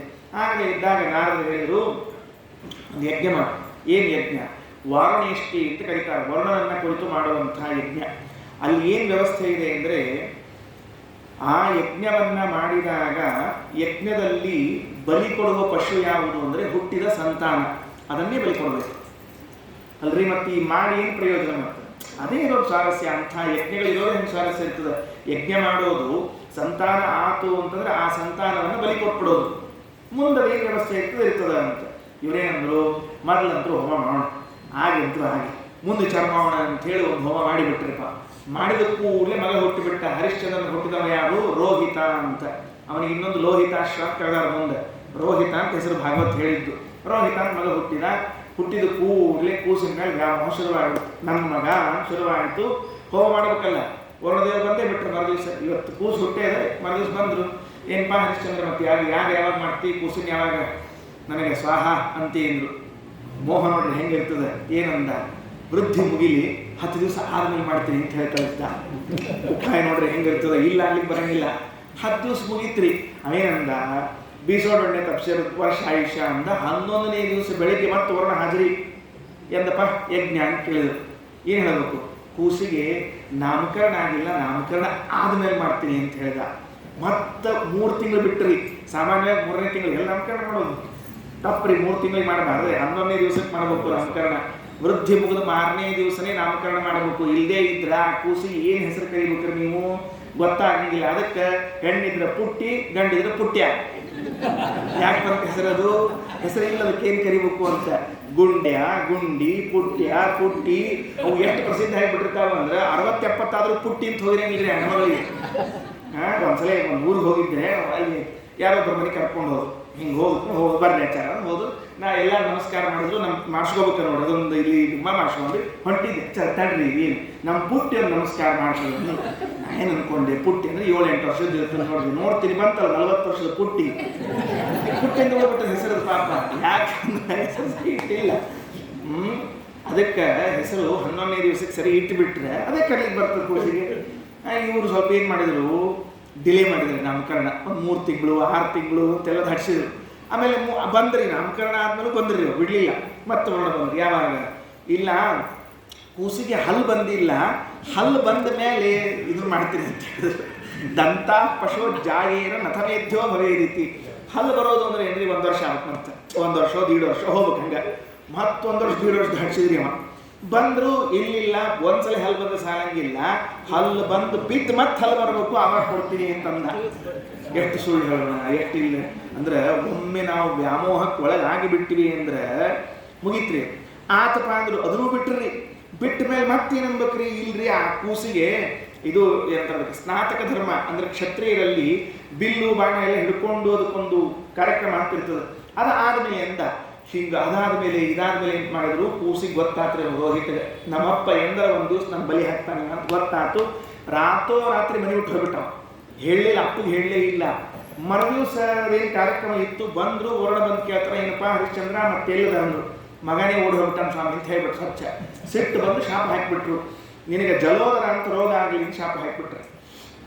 ಕೊಟ್ಟ ಮಾತಿಗೆ ತಪ್ಪಿದ್ದರಿಂದ ಜಲೋದರ ಅಂತ ರೋಗ. ಪ್ರಾಯ ಅದು ನೀರು ತುಂಬಿಕೊಳ್ಳೋ ಸಿಸ್ಟಮ್ ಇರಬಹುದು, ಹೊರಗೆ ಹೋಗ್ಲಿಕ್ಕಾಗದೆ ದೇಹದಲ್ಲಿ ತುಂಬಿಕೊಳ್ಳುವಂಥ ರೋಗ. ನೋಡ್ರಿ, ಹರಿಶ್ಚಂದ್ರ ನಾವು ಎಷ್ಟು ಸತ್ಯ ಹರಿಶ್ಚಂದ್ರ ಅಂತ ತಿಳ್ಕೊಂಡಿದ್ವಿ, ಮಾತು ತಪ್ಪಿದ ಹರಿಶ್ಚಂದ್ರನ ಕಥೆ ಇದೆ ಅಂತ ವೇದವ್ಯಾಸರು ಹೇಳ್ತಾರೆ. ಇವ ಸುದ್ದಿ ಬಂತ್ರೆ ಅವಳಿಗೆ ಕಾಡಿಗೆ ಹೋಗಿತ್ತು, ನಿಮ್ಮ ಅಪ್ಪಗೆ ಜಲೋದರ ಅಂತ ರೋಗ ಆಗ್ಯದ. ಹೋಗು ನಡಿ ಅಂತ ಹೊಳ್ಳಿ ಬರ್ಲಿಕ್ಕೆ ಹತ್ತಿದ್ರೆ ಇಂದ್ರದೇವರು ವೃದ್ಧ ಬ್ರಾಹ್ಮಣ ವೇಷದಲ್ಲಿ ಬಂದರು. ಹೋಗಬೇಡ ಈಗ ಹೋಗಬೇಡ, ಮತ್ತೆ ಯಾವ ನಾ ಹೇಳೋ ತನಕ ನೀವು ಹೋಗ್ಬೇಡ ಸುಮ್ಮನಿರು ಅಂತ ಬ್ರಾಹ್ಮಣ ಹೇಳಿ ಮತ್ತೆ ತಿರುಗಿ ತೀರ್ಥಯಾತ್ರೆ ಕಳಿಸ್ಬಿಟ್ರಿ. 1 ವರ್ಷ ಆತು, 2 ವರ್ಷ ಆತು, 5 ವರ್ಷ ಆತ್ರಿ, 6 ವರ್ಷ ಆತು, ಹಂಗೆ ತಿರುಗ್ಲಿಕ್ಕೆ ತಾನು. ಕೊನೆಗೆ ಒಂದು ದಿವಸ 6ನೇ ವರ್ಷ ತಿರುಗಿ ಬರೋ ಕಾಲಕ್ಕೆ ಇಂದ್ರದೇವರು ಬಂದ್ರಂತೆ, ಇನ್ನು ತಿಳಿಯುವುದಿಲ್ಲ ಹೋಗ್ತೀನಿ ಅಂತ ಹೊರಗೆ ಒಬ್ಬ ಬ್ರಾಹ್ಮಣ ಅಜೀಗರ್ತ ಅಂತ ಅವ್ರ ಹೆಸರು, ಋಷಿಗಳು. ಅವರಿಗೆ 3 ಮಂದಿ ಮಕ್ಕಳಿದ್ರಂತೆ. ಶುನಶೇಪ, ಶುನಃಪುಚ್ಛ, ಶುನಃಕಚ್ಛ ಅಂತ 3 ಮಂದಿ ಹೆಸರು. ಏನು ವಿಚಿತ್ರ ವಿಚಿತ್ರ ಹೆಸರು ಇಟ್ಕೊಂಡಿರ್ತಿದ್ರು ಎಲ್ಲರ. ಶುನಶೇಪ ಅಂದ್ರೆ ಏನು ಗೊತ್ತೇನು? ಸಂಸ್ಕೃತದೊಳಗೆ ಶುನ ಅಂದ್ರೆ ನಾಯಿ ಅಂತ ಅರ್ಥ. ಶುನಶೇಪ, ಶುನಃಪುಚ್ಛ, ಶುನಃಕಚ್ಛ 3 ಮಂದಿ ಹೆಸರು ಅವರು. ಏನ್ರಿ ಹಿಂಗೆ ಹೆಸರು ಇಟ್ಕೊಂಡ್ರೆ ನಾಯಿ ಪುಚ್ಛ, ನಾಯಿ ಕಚ್ಛ, ನಾಯಿ ಬಚ್ಚ ಹಿಂಗೆ ಹೆಸರು ಇಟ್ಕೊಂಡ್ರೆ ಅಂದ್ರೆ ನಮಗ ಆ ಶಬ್ದಗಳ ಅರ್ಥ ಗೊತ್ತಿಲ್ಲ, ಅದರಿಂದ ಹಿಂಗೆ ಇಟ್ಕೊಂಡಿವಿ. ಒಬ್ಬ ರಾಜ ಬರ್ತಾನೆ, ಅಲರ್ಕ ಅಂತ ಅವನ ಹೆಸರು. ಕೇಳಿದ್ದೀರಾ? ಮಾರ್ಕಾಂಡೇಯ ಪುರಾಣದಲ್ಲಿ ಅವನ ಕಥೆ ಬರ್ತದೆ. ಅವ್ರ ಅವ್ವ ಮದಯಂತಿ ಅಂತ ಹೆಸರು ಅವಳದ್ದು. ಅಲರ್ಕ ಅಂತ ರಾಜನ ಹೆಸರು. ಮನೆಗೆ ಹೋಗಿ ಸಂಸ್ಕೃತ ಡಿಕ್ಷನರಿ ಇದ್ರೆ ಅಲರ್ಕ ಶಬ್ದಕ್ಕೆ ಅರ್ಥ ತೆಗೆದು ನೋಡ್ರಿ. ಮಗದು ಅಲರ್ಕ ಅಂತ ಹೆಸರಿಟ್ಟಿದ್ರೆ ಏನರ್ಥ ಗೊತ್ತೇನೆ? ಅಲರ್ಕ ಅಂದ್ರೆ ಹುಚ್ಚು ನಾಯಿ ಅಂತ ಅರ್ಥ. ಏನ್ರಿ ಹಿಂಗೆ ಹೆಸರು ಇಡ್ತಾರೆ ಮಕ್ಕಳಿಗೆಲ್ಲ ಹುಚ್ಚು ನಾಯಿ ಅಂತ ತಿಳ್ಕೊಂಡು ಹೇಳಿದ್ರೆ? ಅದಕ್ಕೆ ಹೇಳಿದ್ರು ಹುಚ್ಚು ಕುರುಡು ನಾಯಿ ತಾ ಸಂತೆಗೆ ಬಂತಂತೆ ಅಂತದ ಅಲ್ಲ, ಅದೇ ಕಥೆಯ. ಈ ಜೀವ ಸಂಸಾರವೆಂಬುವಂತಹ ಸಂತಿಗೆ ಬಂದ್ಬಿಡ್ತದೆ, ಎಲ್ಲಿ ಹೋಗಿ ಗೊತ್ತಾಗಲ್ಲ, ತಿಳ್ಕೋತಿರ್ತದ ಅಂತ ಅವ್ರವ್ವ ಬಹಳ ತತ್ವಜ್ಞಾನಿ ಇದ್ರಿ. ಅದಕ್ಕೆ ಅವ್ನು ಅಲರ್ಕ ಅಂತ ಹೆಸರಿಟ್ಟಿದ್ಲಂತ. ನೋಡಿ ಹಿಂಗಿರ್ತಾವ. ಅದಕ್ಕೆ ಆಯಿತು ಅಂದ್ರೆ ಇವ್ರು ಬಂದ್ರು ಅಜೀಗರ್ತ. ಮಾಂಡೂಕ ಋಷಿಗಳು, ಮಾಂಡೂಕೇಯರು ಅಂತ ಇದ್ದಾರೆ. ಮಾಂಡೂಕ ಅಂದ್ರೆ ಏನು? ಕಪ್ಪಿ ಅಂತ ಅರ್ಥ. ಕಪ್ಪಿ ಹೆಸರಿಟ್ಕೊಂಡು ಹೋಗಿದ್ದಾರೆ. ವಿಚಿತ್ರ ವಿಚಿತ್ರ ಹೆಸರು. ಹಿಂಗಾಗಿ ಅವ್ನು ಶುನಶೇಪ ಅಂತ ಇದ್ದ. ಬಂದ ಋಷಿಗಳಿಗೆ ಅಜೀಗರ್ತ್ರ ಕೇಳ್ಕೊಂಡ, ಸ್ವಾಮಿ ಏನರ ಮಾಡಿದೆ ಮಾಡಿ ಏನಾಗ್ಯದ, ಇಲ್ಲಿ ಹಿಂಗಾಗ್ಬಿಟ್ಟದ, ನಿಮ್ಮ ಮಕ್ಕಳಲ್ಲಿ ಯಾರೋ ಒಬ್ಬರನ್ನು ಕೊಡ್ರಿ, ನನ್ನ ಬದಲಿಗೆ ಅವ್ನು ಬಲಿ ಕೊಡ್ತೀವಿ, ಕೊಟ್ಟರೆ ಇದು ಚಲೋ ಆಗ್ತದ ಅಂತ ಹೇಳಿದಂತ. ಯಾರನ್ನು ಕೊಡ್ಬೇಕು? 3 ಮಂದಿ ಮಕ್ಕಳಿದ್ದರು. ಅದಕ್ಕೆ ಮೊದಲೇ ಹುಡುಗ ಅಪ್ಪಗೆ ಪ್ರೀತಿ, ನನಗೆ ಮೊದಲೇ ಹುಡುಗನ ಕೊಡಂಗಿಲ್ಲ ಅಂತ. ಕೊನೆಯ ಹುಡುಗನ ಅವ್ವಗೆ ಪ್ರೀತಿ, ಯಾಕಂದ್ರೆ ನಂದು ಅಂತಕೊಂಡು. ಅದೇನ್ರಿ ಮೊದಲೇದ್ದು ಕೊನೆಗೆ ಇವ್ರದ್ದು ಹಿಂಗೇನು ಪದ್ಧತಿ ಅಂದ್ರೆ, ಮೊದಲನೇ ಹುಡುಗಗ ಅಪ್ಪನ ಮೇಲೆ ಯಾಕೆ ಅಪ್ಪಗ ಮೊದಲೇ ಹುಡುಗನ ಮೇಲೆ ಯಾಕೆ ಪ್ರೀತಿ ಇರ್ತದೆ ಅಂದ್ರೆ, ನಾ ಅಪ್ಪ ಅದೇ ಅಂತ ಅನ್ಸ್ಕೊಳಿಕ್ಕಿದ ಕಾರಣ ಪ್ರೀತಿ ಇರ್ತದ್ರಿ. ಗೊತ್ತಾಗ್ತಿಲ್ಲ? ಡ್ಯಾಡಿ ಡ್ಯಾಡಿ ಅಂತ ಕರಿತಿರ್ತ ನೋಡ್ರಿ, ಆ ಡ್ಯಾಡಿ ಕರೆದಕ್ಕೆ ಇದು ಪ್ರೀತಿ. ಮತ್ತು ಕೊನೆಯ ಮೇಲೆ ಅಮ್ಮಗೆ ಯಾಕೆ ಪ್ರೀತಿ ಅಂದ್ರೆ, ಮುಂದಕ್ಕೆ ಅಮ್ಮ ಆಗಿರಂಗಿಲ್ಲ, ಅದಕ್ಕೆ ಇದು ಕೊನೆಯ ಅಮ್ಮ ರೀ. ಇದು ಅಮ್ಮ ಕೊನೆ ಕರ್ಸ್ಕೊಂಡು ಇದ್ರ ಮೇಲೆ ಪ್ರೀತಿ. ಅವು ನಡುವೆ ಇರ್ತಾವ ನೋಡ್ರಿ, ಈ ಕಡೆ ಇರಂಗಿಲ್ಲ ಆ ಕಡೆ ಇರಂಗಿಲ್ಲ. ಅವು 3 ಮಂದಿಗೆ ಪ್ರೀತಿ. ಅವು ಹುಡುಗರು ಮಂದಿ ಮೇಲೆ ಬರುತ್ತಾವ್ರೆಲ್ಲ, ನಡುವಿನ ಹುಡುಗರೆಲ್ಲ ಹಿಂದಕ್ಕೆಲ್ಲ ಹಂಗೆ ಇರ್ತಿದ್ರು. ಅವೆಲ್ಲ ಶುನಶೇಪ ತಗೊಂಡು ಹೋಗಿ ಶುನಶೇಪ ಅಂದ, ಆತ್ಮ ನನ್ನ ಕಥೆ ಮುಗೀತು, ಅಪ್ಪಗೂ ಬೇಡ ಅವ್ಗೂ ಬೇಡ, ಬದುಕಿದ್ದೇನು ಮಾಡಲಿ, ಹೋಗೋ ನಡಿ ಅಂತ ಹೊಂಟಿದ್ರು. ಇನ್ನು ಮುಂದೆ ಹೋದ್ರೆ ಬಲಿ ಕೊಡ್ತಾರ್ರಿ ಅವನು. ದಾರಿ ಒಳಗೆ ಹೋಗೋ ಹೊತ್ತಿಗೆ ಸರಿಯಾಗಿ ವಿಶ್ವಾಮಿತ್ರ ಸಿಕ್ರಂತ. ವಿಶ್ವಾಮಿತ್ರ ಕೇಳ್ಕೊಂಡ, ಹಿಂಗದ ನನ್ನ ಪರಿಸ್ಥಿತಿ ಏನು ಮಾಡಲಿ. ಎಂತಹ ವಿಶ್ವಾಮಿತ್ರರ ಸಾಮರ್ಥ್ಯ, ವಿಶ್ವಾಮಿತ್ರರ ಕರುಣೆ ಎಂಥದ್ದು ಅಂದರೆ, ಈ ಮಂತ್ರ ಹೇಳ್ತೀನಿ ತಗೋ, ಈ ಮಂತ್ರ ಕಲಿ. ಯಾವಾಗ ಬಲಿ ಕೊಡ್ಲಿಕ್ಕೆ ಬರ್ತಾರಲ್ಲ, ವರುಣ ಬಂದಿರ್ತಾನಲ್ಲ, ಈ ಮಂತ್ರವನ್ನು ಹಾಡೋ ಮುಂದೆ. ಆ ಮಂತ್ರ ಹೇಳಿದೆ ಅಂದರೆ ವರುಣ ಪ್ರೀತನಾಗಿ ನಿಮ್ಗೆ ಬಿಟ್ಟು ಬಿಡ್ತಾನೆ ಅಂತ ಹೇಳ್ಬಿಟ್ರು. ಏನು ಆಶ್ಚರ್ಯ. ಆಯಿತು ಅಂತ ಹೇಳಿದ್ರು. ಕರ್ಕೊಂಡು ಬಂದರು, ಯಜ್ಞ ಮಾಡಿದ್ರು. ಯಜ್ಞಕ್ಕೆ ಕೊನೆಗೆ ಮುಗೀತು. ಬಲಿ ಕೊಡೋ ಕಾಲಕ್ಕೆ ಅವನು ಕಟ್ಟಿದ್ದಾರೆ. ಇನ್ನೇನು ಬಲಿ ಕೊಡಬೇಕು, ಮಂತ್ರ ಹೇಳಿ ಶುರು ಮಾಡಿದ ಜೋರ್ಲೆ. ವರುಣ ಬಂದವರು ಆ ಮಂತ್ರವನ್ನು ಕೇಳಿ ಸಂತೋಷಪಟ್ಟು ರೋಹಿತರನ್ನೂ ಬಿಟ್ಟು, ಶುನಶೇಪನನ್ನೂ ಬಿಟ್ಟು, ಹರಿಶ್ಚಂದ್ರಿಗೆ ಬಂದ ಜಲೋದರವನ್ನೂ ಪರಿಹಾರ ಮಾಡಿ ಕೊನೆಗೆ ಹೊರಟು ಹೋದ ಅಂತ ಈ ಕಥೆಯನ್ನು ತಿಳಿಸ್ತಾ ಇದ್ದಾರೆ. ಮುಂದೆ ಕೇಳ್ರಿ, ಆ ಶುನಶೇಪನ ಕಥೆ ಕೇಳ್ರಿ, ಬಹಳ ಮಜಾ ಅದ. ಶುನಶೇಪ ಬಂದ್ರಲ್ಲ, ಅವ್ರಿಗೇನಾದ್ರು ಅಂದ್ರೆ ವಿಶ್ವಾಮಿತ್ರರಿಗೆ ಶರಣಾಗ್ಬಿಟ್ರು. ನೀವು ನನಗೆ ಉದ್ಧಾರ ಮಾಡಿದ್ರಿ, ನನಗೆ ಬದುಕಿಸಿದ್ರಿ, ಆದ್ದರಿಂದ ನೀವ ನನ್ನ ತಂದಿ ಅಂತ ಕೂತ್ಬಿಟ್ರು. ಹೌದ್ರಿ, ಅಜಿಗರ್ತ ಹಡದಿದ್ದ, ಜೀವನ ಕೊಟ್ಟವ್ರು ಯಾರು, ಮತ್ತೆ ನೀವು ಕೊಟ್ಟಿರೋದ್ರಿಂದ ನೀವ ನನ್ನ ಮಗ, ಹಂಗಾರೆ ನೀನು ನನ್ನ ಮಗ ಅಂತ ತಗೋತೀನಿ, ನೀನು ನನ್ನ ಮುಷಕ್ ಬಾ ಅಂತ ಹೇಳಿ ವಿಶ್ವಾಮಿತ್ರರು ಶುನಶೇಪನ್ ತನ್ನ ಮಗ ಮಾಡಿಕೊಂಡ್ರು. ತಮಗೆ 100 ಮಂದಿ ಮಕ್ಕಳು ಇದ್ದರು. ಯಾರಿಗೆ? ವಿಶ್ವಾಮಿತ್ರರಿಗೆ 100 ಮಂದಿ ಮಕ್ಕಳು. ಅದರಲ್ಲಿ ಮೊದಲನೇದವರು ಮಧುಚ್ಛಂದ ಅಂತ ಹೆಸರು. ಅವರೆಲ್ಲರಿಗೂ ಕರೆದು ಹೇಳಿದರು, ಇವ ನನ್ನ ಮಗ ಇದ್ದಾನ, ನಿಮ್ಮೆಲ್ಲರಿಗೂ ಹಿರಿಯ ಮಗ, ಯಾರು ಸ್ವೀಕಾರ ಮಾಡ್ತೀರಿ, ಯಾರು ಸ್ವೀಕಾರ ಮಾಡಂಗಿಲ್ಲ ಹೇಳ್ರಿ ಅಂದರು. 50 ಮಂದಿ ನಮ್ಗೆ ಅಣ್ಣಿವ ಅಂತ ಒಪ್ಕೊಂಡ್ಬಿಟ್ರಿ. ಇನ್ನು 50 ಮಂದಿ ಯಾವ್ಯಾವನು ಬರ್ತಾನೆ ಅಣ್ಣ ಅಂತ ಇರ್ತಾರಲ್ಲೇ, ನಾವಲ್ಲೇ ಅಂತ ಹೇಳ್ಬಿಟ್ರು. ಒಲ್ಲೆ ತಂದವರಿಗೆ ವಿಶ್ವಾಮಿತ್ರ ಏನು ಮಾಡಿದ್ರು, ಶಾಪ ಹಾಕಿ ನೀವೆಲ್ಲ ದೇಶಭ್ರಷ್ಟರಾಗ್ರಿ ದೂಡಿಬಿಟ್ರು. ವಿಶ್ವಾಮಿತ್ರರೇ ಅವೇನು ಅವತ್ತಿನ ಕಾಲಕ್ಕೆ ವಿಶ್ವಾಮಿತ್ರ ಶಾಪ ಹಾಕಿ ದೇಶಭ್ರಷ್ಟರನ್ನು ಮಾಡಿದ್ರು, ಅವರೇ ಭರತಖಂಡವನ್ನು ಬಿಟ್ಟು ಹೊರಗೆ ಹೋಗಿ ಬೇರೆ ಬೇರೆ ಭೂಭಾಗಗಳಲ್ಲಿ ರಾಜ್ಯ ಸ್ಥಾಪನಾ ಮಾಡಿದವರು. ಇವತ್ತೇ ನಾವು ಇಂಗ್ಲೆಂಡು, ಅಮೆರಿಕ, ಲಂಡನ್ ಕೇಳ್ಕೊತ ಬರ್ತೀವಿ. ಪೂರ್ವಜರ ಮೂಲ ಎಲ್ಲದ ಅಂದ್ರೆ ವಿಶ್ವಾಮಿತ್ರರ ಮಕ್ಕಳು ಅವರೆಲ್ಲ. ಅವರೇ ದೇಶಭ್ರಷ್ಟರಾಗಿ ಹೋದವರು, ವಿಶ್ವಾಮಿತ್ರ ಶಾಪಕ್ಕೆ ಗುರಿಯಾದವರು. ಇದು ಇತಿಹಾಸ ಹೇಳ್ತದೆ ನಮಗೆ. ನಾವು ಅದನ್ನು ತಿಳ್ಕೊಂಡಿಲ್ಲ, ಅದರಿಂದ ಅವ್ರು ಯಾರೋ ನಮ್ಗೆ ಗೊತ್ತಿಲ್ಲರಿ, ಅಲ್ಲಿದ್ದಿಲ್ರಿ, ಎಲ್ಲ ಇಲ್ಲಿಂದೇ ಅಲ್ಲಿ ಹೋಗಿದ್ದ ವ್ಯವಸ್ಥೆ ಹಿಂಗಾಯಿತು ಅಂತ ತಿಳಿಸಿಕೊಡ್ತಾರೆ. ಇದು ಆ ಹರಿಶ್ಚಂದ್ರ ಮಹಾರಾಜನ ಕಥೆಯನ್ನು ಹೇಳಿಕೊಟ್ರು. ಆ ಹರಿಶ್ಚಂದ್ರನ ಮಗ ರೋಹಿತ, ಆ ರೋಹಿತನ ವಂಶದಲ್ಲಿ, ಮಗ ಅಲ್ಲ ಅವರ ವಂಶದಲ್ಲಿ ಬಾಹುಕ ಅಂತ ಒಬ್ಬ ರಾಜ ಬರ್ತಾ ಇದ್ದಾನೆ. ಅವನ ಹೆಸರು ಎಷ್ಟು ಚಂದ ನೋಡ್ರಿ, ಬಾಹುಕ ಅಂತ. ಏನಾಯ್ತು ಅಂದರೆ ಅವರಿಗೆ ಅನೇಕ ಜನ ಹೆಂಡತಿಯರು ಬಾಹುಕನಿಗೆ. ಯುದ್ಧ ಆಯ್ತು, ಶತ್ರುಗಳು ಸೋಲಿಸಿದ್ರು, ಅವನು ಸತ್ತೋಗ್ಬಿಟ್ಟ. ಹೋದ ಮೇಲೆ ಈ ಹೆಣ್ಮಕ್ಳು ಏನು ಮಾಡಿದರು, ನಾವು ಸಹಗಮನ ಹೊಂದೋಣ ನಡಿ ಅಂತ ಹೊಂಟಿದ್ರು. ಹೊತ್ತೊಳಗೆ ಒಬ್ಬ ಹೆಣ್ಮಗಳು ಏನಿದ್ಲು, ಗರ್ಭಿಣಿ ಇದ್ದರೆ. ಗರ್ಭಿಣಿ ಇದ್ದಾಗ ಸಹಗಮನ ಮಾಡೋ ಹಂಗಿಲ್ಲ, ಇದೊಂದು ನಿಯಮ ನೋಡ್ರಿ. ಇಲ್ಲೊಂದು ಸ್ವಲ್ಪ ಧರ್ಮಶಾಸ್ತ್ರ ಸೂಕ್ಷ್ಮದ ಹೇಳಿರ್ತೀವಿ. ಏನದ ಅಂದ್ರೆ ಭಾಗವತ, ಮಹಾಭಾರತ, ರಾಮಾಯಣಗಳಲ್ಲೆಲ್ಲ ಗಂಡ ಸತ್ತಾಗ ಸಹಗಮನ ಮಾಡಿಸೋದು ಸತಿ ಪದ್ಧತಿ ಇಂತಿತ್ತು ಅಂತ ಇವತ್ತಿನ ಸೋಕಾಲ್ಡ್ ಏನಿದ್ದಾರೆ ಅವರೆಲ್ಲ ಅದನ್ನು ಎತ್ತಿ ಏನು ಹೇಳಿರ್ತಾರೆ ಅಂದರೆ, ಭಾರತದಲ್ಲಿ ಇವೆಲ್ಲ ಅನಾಗರಿಕತೆ, ಅವರನ್ನು ಸುಟ್ಟು ಬಿಡ್ತಿದ್ರು, ಮಣ್ಣಾಗ ಹೂತು ಬಿಡ್ತಿದ್ರು, ಹಿಂಗೆ ಏನೇನೋ ಹುಚ್ಚುಚ್ಚು ವಿಷಯಗಳನ್ನೇ ಹೇಳ್ತಾರೆ. ಅದನ್ನು ಕೇಳಿದಾಗ ನಮಗೂ ಏನು ಅನಿಸ್ತದೆ ಅಂದರೆ ಪ್ರಾಯಶಃ ಹಂಗ ಇತ್ತೋ ಏನು ಅಂತ. ವೇದವ್ಯಾಸ ದೇವರ ವಾಕ್ಯಗಳನ್ನು, ಸ್ಮೃತಿ ವಾಕ್ಯಗಳನ್ನು ನೋಡಿದ್ರೆ ಎಷ್ಟು ತಪ್ಪಾಗ್ತದೆ. ಯಾರಿಗೆ ಸತೀಗಮನ ಮಾಡುವ ಅಧಿಕಾರ ಯಾರಿಗಿಲ್ಲ, ಅದಕ್ಕೊಂದು ವ್ಯವಸ್ಥೆ ಮಾಡಿದ್ದಾರೆ. ಏನು ವ್ಯವಸ್ಥೆ ಮಾಡಿದ್ದಾರೆ ಅಂದರೆ ನೋಡ್ರಿ, ಇನ್ನೂ ಮಕ್ಕಳು ಚಿಕ್ಕವರಿದ್ರು ಅಂತ ಇಟ್ಕೊಳ್ರಿ, ಅದನ್ನು ಬಂದ್ ಮಾಡಿ, ಬರ್ತಿರ್ತದೆ ನಿಮ್ಮಲ್ಲಿ ಭಾಳ ಪ್ರೇಮದ ಫೋನ್ ಮಾಡೋರಿಗೆ. ಅದಕ್ಕೆ ಮಕ್ಕಳು ಇನ್ನೂ ಚಿಕ್ಕವರಿದ್ದಾರೆ, ಯಾರು ಸತೀಗಮನ ಹೊಂದಬಾರದು ಅಂತ ಶಾಸ್ತ್ರ ಹೇಳ್ತದೆ. ಎಲ್ಲರೂ ಗಂಡ ತೀರ್ಕೊಂಡು ಕೂಡ ಅವ್ರ ವೈದ್ಯ ಬೆಂಕಿ ಹಾಕೋದು ಶುರು ಮಾಡ್ತಿರ್ಲಿಲ್ಲ, ಪದ್ಧತಿ ಇಲ್ಲ. ಮಕ್ಕಳು ಇನ್ನೂ ಚಿಕ್ಕದವ, ಅವರಿಗೆ ಜವಾಬ್ದಾರಿ ಅದ. ಅವರ ಆ ಮಕ್ಕಳನ್ನ ಬೆಳೆಸಿ ದೊಡ್ಡವರು ಮಾಡಿ ಅವ್ರಿಗೊಂದು ಗೃಹಸ್ಥ ಜೀವನ ಮುಗಿಸೋ ತನಕ ಅವರಿಗೆ ಸತೀಗಮನ ಮಾಡುವ ಅಧಿಕಾರವಿಲ್ಲ. ಗರ್ಭಿಣಿ ಸ್ತ್ರೀಯರಿಗೆ ಸಾಯುವ, ಗರ್ಭಿಣಿ ಇದ್ದಾಗ ಗಂಡ ತೀರ್ಕೊಂಡ ಆತಕ್ಕಿಂತ ಒಂದು ಬೆಂಕಿ ಹಾಕೋದ ಸರ್ವಾತ್ಮನ ಇಲ್ಲ, ನಿಷೇಧ, ಹಾಗೋ ಹಂಗಿಲ್ಲ. ಮತ್ತು ಹಂಗಾದ್ರೆ ಯಾರಿಗೆ ಹೇಳ್ಯಾರ ಸತೀಗಮನ ಮಾಡೋದು ಅಂದ್ರೆ, ಎಲ್ಲ ಜೀವನದಲ್ಲಿ ನೋಡೋದು ಮುಗಿದದ, ಇನ್ನೇನು ಮಾಡ್ಬೇಕಾಗ್ಯದ, ನಾವಿದ್ದು ಕಾಡ್ಬಾ ಅಂತದ, ಊರು ಹೋಗಂತದ ಗಾದಿ ಮಾಡ್ತದೆ ಇಲ್ಲೋ, ಅಂಥವರು ಇಚ್ಛೆ ಇದ್ದ ಪಕ್ಷದಲ್ಲಿ ಹೋಗಬೇಕು. ಹಂಗೆ ಹೋಗೋದಿಲ್ಲ, ಹಂಗೆಲ್ಲ ಇಚ್ಛೆ ಇದ್ದ ಪಕ್ಷದಲ್ಲಿ. ಮತ್ತೆ ಇಲ್ಲೇ ಏನು ಮಾಡಬೇಕು ಅಂದ್ರೆ, ಸನ್ಯಾಸಿಗಳಂತೆ ಬದುಕಲಿಕ್ಕೆ ಅವರಿಗೆ ಅವಕಾಶ ಅದ ಅಂತ ಬರೀತಾರೆ ವಿಷ್ಣು ರಹಸ್ಯದಲ್ಲಿ ವೇದವ್ಯಾಸದೇವರು. ಅದಕ್ಕೆ ಮಡಿ ಹೆಣ್ಮಕ್ಳು ಅಂತ ನಮ್ಮಲ್ಲಿ ಇದ್ದಿಲ್ಲ. ಮತ್ತೆ ಮಡಿ ಹೆಣ್ಮಕ್ಳು ಏನಕ್ಕೆ ಮತ್ತೆ ಇದ್ದದು, ಅವ್ರಿಗೆ ಹಂಗೆ ಅವಕಾಶದ. ಸನ್ಯಾಸಿಗಳು ಹೆಂಗೋ ಹಂಗೆ ಇವರು ಅಂತ ತಿಳ್ಕೊಂಡು ಬದುಕಲಿಕ್ಕೆ ಅವಕಾಶದ. ಎಲ್ಲರನ್ನೂ ಕಡ್ಡಾಯವಾಗಿ ಸತೀಗಮನ ಮಾಡ್ರಿ, ದೂಡ್ರಿ ಅಂತ ಇದ್ದಿದ್ದಿಲ್ಲ. ಇವರೇನು ಬ್ರಿಟಿಷರು ನಮ್ಮ ಸಂಸ್ಕೃತ ಕಲಿತು ನಮ್ಮ ಪುರಾಣಗಳನ್ನೆಲ್ಲ ಕೆಡಿಸಿದ್ರು ನೋಡ್ರಿ, ಅದನ್ನು ಹಂಗೆ ಅವರ ಮಾನಸ ಪುತ್ರರಾದ ಭಾರತೀಯರು ಸತ್ಯಕ್ಕೆ ಅದನ್ನು ತಿಳ್ಕೊಂಡಾರೆ. ನಿಮಗೊಂದು 1000 ವಾಕ್ಯ ತೋರಿಸ್ತೀನಿ ಅಂತ, ಎಲ್ಲೆಲ್ಲೂ ಸತೀಗಮನ ಕಡ್ಡಾಯ ಇಲ್ಲ. ಇವತ್ತಿಗೂ ಹೇಳ್ತೀನಿ, ನಾರದ ಪುರಾಣದಲ್ಲಿ ಸ್ಪಷ್ಟ ವಾಕ್ಯದ, ಗರ್ಭಿಣಿ ಸ್ತ್ರೀ, ಬಾಲ ಮಕ್ಕಳಿದ್ದವರು, ಜವಾಬ್ದಾರಿ ಇದ್ದವರು ಯಾರೂ ಕೂಡ ಸತೀಗಮನ ಹೊಂದಬಾರದು. ಅವ್ರು ಇರಬೇಕು, ಅವ್ರು ತಮ್ಮ ಜವಾಬ್ದಾರಿ ತೀರಿಸ್ಬೇಕು. ಜವಾಬ್ದಾರಿ ಮುಗಿದ ಮೇಲೆ ಹೋಗ್ತೀನಿ ಅಂದ್ರೆ ಹೋಗು ಅಂತ ಹೇಳೋರು, ದೋಷ ಅಲ್ಲ. ಆಮೇಲೆ ಇಲ್ಲರಿ ನಾ ಬದುಕಬೇಕು ಅನ್ನೋ ಇಚ್ಛೆ ಆದ, ನಾ ಯಾಕೆ ಇದು ಮಾಡ್ತೀನಿ ಅಂತಂದರೆ ಅವಶ್ಯವಾಗಿ ಸನ್ಯಾಸಿಗಳಂತೆ ಬದುಕಲಿಕ್ಕೆ ಅವರಿಗೂ ಅವಕಾಶ ಇದೆ ಅಂತ ಹೇಳಿಕೊಟ್ಟಿದ್ದ. ಇನ್ನು ಉಳಿದದ್ದು ಹೆಚ್ಚಿಂದೆಲ್ಲ ವಿಮರ್ಶೆಗಳನ್ನು ಬೇರೆ ಬೇರೆ ಪ್ರಸಂಗದಲ್ಲಿ ಮಾಡ್ಲಿಕ್ಕೆ ಬರ್ತದೆ. ಯಾಕೆ ಹೇಳಿದೆ ಅಂದರೆ, ಈ ಬಾಹುಕನ ಹೆಂಡತಿಯರು ಸತೀಗಮನ ಹೊಂದುತ್ತಿದ್ದಾರ ಅಂತಂದು ಕೂಡಲೇ ಹಂಗಾಗಿ ಎಲ್ಲ ಸತ್ಯಕ್ಕೆ ದುಡೇ ಬಿಡ್ತಿದ್ರು ಅಂತ ಹಿಂಗೆ ಅನ್ಕೊಳ್ಳಿಕ್ಕೆ ಹೋಗ್ಬೇಡ್ರಿ.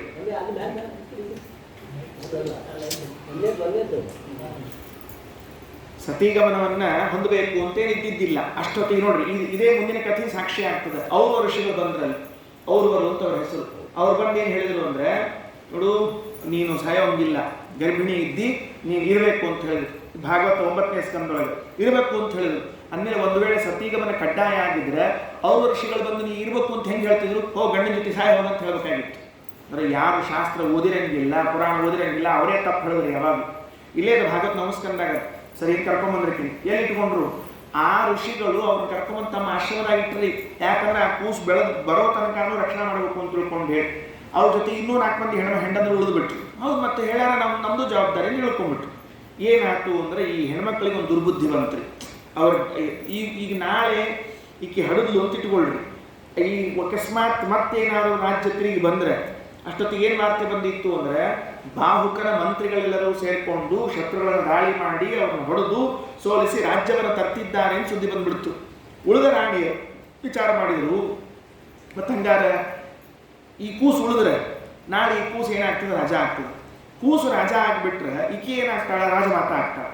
ಆಕೆ ರಾಜಮಾತ ಆಗಿಬಿಟ್ರೆ ನಮಗೆ ಯಾರಿಗೂ ಗೌರವ ಇರಂಗಿಲ್ಲ ಅಂತ ತಿಳ್ಕೊಂಡು ಹೇಳಿ ಆ ಕೂಸಿನ ಕೊಂದು ಬಿಡಬೇಕು ಅಂತ ವಿಷ ಹಾಕ್ಬಿಟ್ರು. ಎಷ್ಟು ಒಂದು ಚಲೋ ಬುದ್ಧಿ. ವಿಷ ಹಾಕಿಬಿಟ್ರು. ವಿಷ ಹಾಕಿದ್ರೆ ಕೂಸು ಒಳಗೆ ಉಳಿಕತ್ತು ಓಡ್ಕೊಂಡ್ಬಂದ್ಲ ಹೆಣ್ಮಗಳು ಅವ್ರ ಋಷಿಗಳ ಕಡೆ. ಹಿಂಗಾಗಿ ಅದು ಏನು ಮಾಡಲಿ ಅಂತ ಹೇಳಿದ್ರು. ಒಂದ ಮಾತು ಹೇಳಿದ್ರು, ನಿಂಗೆ ಆ ಕೂಸಿಗೆ ಏನಾಗಂಗಿಲ್ಲ, ವಿಷನೂ ಏನು ಬಾರಿಸಂಗಿಲ್ಲ, ಸುಮ್ಮನಿರು ಅಂತ ಹೇಳಿದ್ರು. ಹೂ ಅನ್ಲಿಕ್ಕೆ ಹೆಣ್ಮಗಳು ಅವ್ರು ಸೇವಾ ಮಾಡ್ಕೋತ ಇದ್ರಿ. ಅವ್ರ ಋಷಿಗಳ ಸೇವಾ ಮಾಡ್ಕೋತ ಅಲ್ಲೇ ಋಷಿಗಳ ಆಶ್ರಮದಲ್ಲಿ ಇದ್ರೆ ಕೊನೆಗೆ ಕೂಸಿನ ಹಡಿದ್ರೆ ವಿಷ ಸಹಿತ ಕೂಸು ಬಂತಂತ. ಏನು ಔಷಧಿ ಇರಬೇಡ ವಿಚಾರ ಮಾಡ್ರಿ ಅವ್ರ ಕಡೆ. ಒಳಗೆ ಪಾಯ್ಸನ್ ಹೋಗೇ ಇದೆ, ಕೂಸು ಸಾಯ್ಬೇಕು, ಕೂಸು ಸಾಯಲಿಲ್ಲ, ವಿಷ ಹೋಗ್ಬೇಕು, ವಿಷನೂ ಹೋಗಲಿಲ್ಲ. ಅವ್ರು ಹಾಕಿದ ವಿಷನೂ ಹಂಗೆ ಇತ್ತು, ಕೂಸು ಹಂಗೆ ಇತ್ತು, ಇಬ್ಬರು ಕೂಡ ಹೊರಗೆ ಬಂದ್ರಂತ. ಅದಕ್ಕೆ ಆ ಕೂಸಿಗೆ ಸಗರ ಅಂತ ಹೆಸರಿಟ್ರಂತ. ಸಗರ ಅಂದರೆ ಗರ ಅಂದರೆ ವಿಷ ಸಂಸ್ಕೃತದಲ್ಲಿ, ಸಗರ ಅಂದರೆ ವಿಷ ಸಹಿತವಾಗಿ ಇದ್ದವನಾದ್ರಿಂದ ಸಗರ ಅಂತ ಹೆಸರಿಟ್ಟು. ಅವ ಇಬ್ಬರು ಲಗ್ನ ಮಾಡ್ಕೊಂಡ್ರಿ. ಅವನು ಸುಮತಿ ಕೇಶಿನಿ ಅಂತ ಇಬ್ಬರು ಹೆಂಡಂದ್ರು. ಯಾಕೆ ಇಬ್ಬರಿಬ್ಬರು ಮಾಡ್ಕೋತಾರೋ ಏನು ಒಟ್ಟ ಅರ್ಥ ಆಗಿಲ್ಲ. ಧೈರ್ಯ ಮಾಡಬಾರ್ದು ಅಷ್ಟೇ. ಯಾರು ಇಬ್ರು 3 ಮಂದಿ 4 ಮಂದಿ ಮಾಡ್ಕೋತಿರ್ತಾರೆ. ಮಾಡ್ಕೊಂಡ್ರು, ಇಬ್ರು ಮಾಡ್ಕೊಂಡ್ರು. ಮಾಡ್ಕೊಂಡಾಗ ಅವರು ಋಷಿಗಳಿಗೆ ಆ ಸಗರನ ಮೇಲೆ ಎಷ್ಟು ಪ್ರೇಮ ಬಂದಿತ್ತು ಅಂದ್ರೆ ನಮ್ಮ ಮಗ ಇದ್ದಂಗೆ. ಯಾಕಂದ್ರೆ ತಾವೇ ಬೆಳೆಸಿದ್ದಲ್ಲ, ಇವರಿಬ್ರು ಸೊಸೆಂದ್ರ ಇದ್ದಂಗೆ. ನಿಮಗೆ ಎಂಥ ಸಂತಾನ ಬೇಕು ಹೇಳ್ರಿ ಅಂತ ಕೇಳಿದ್ರಂತ.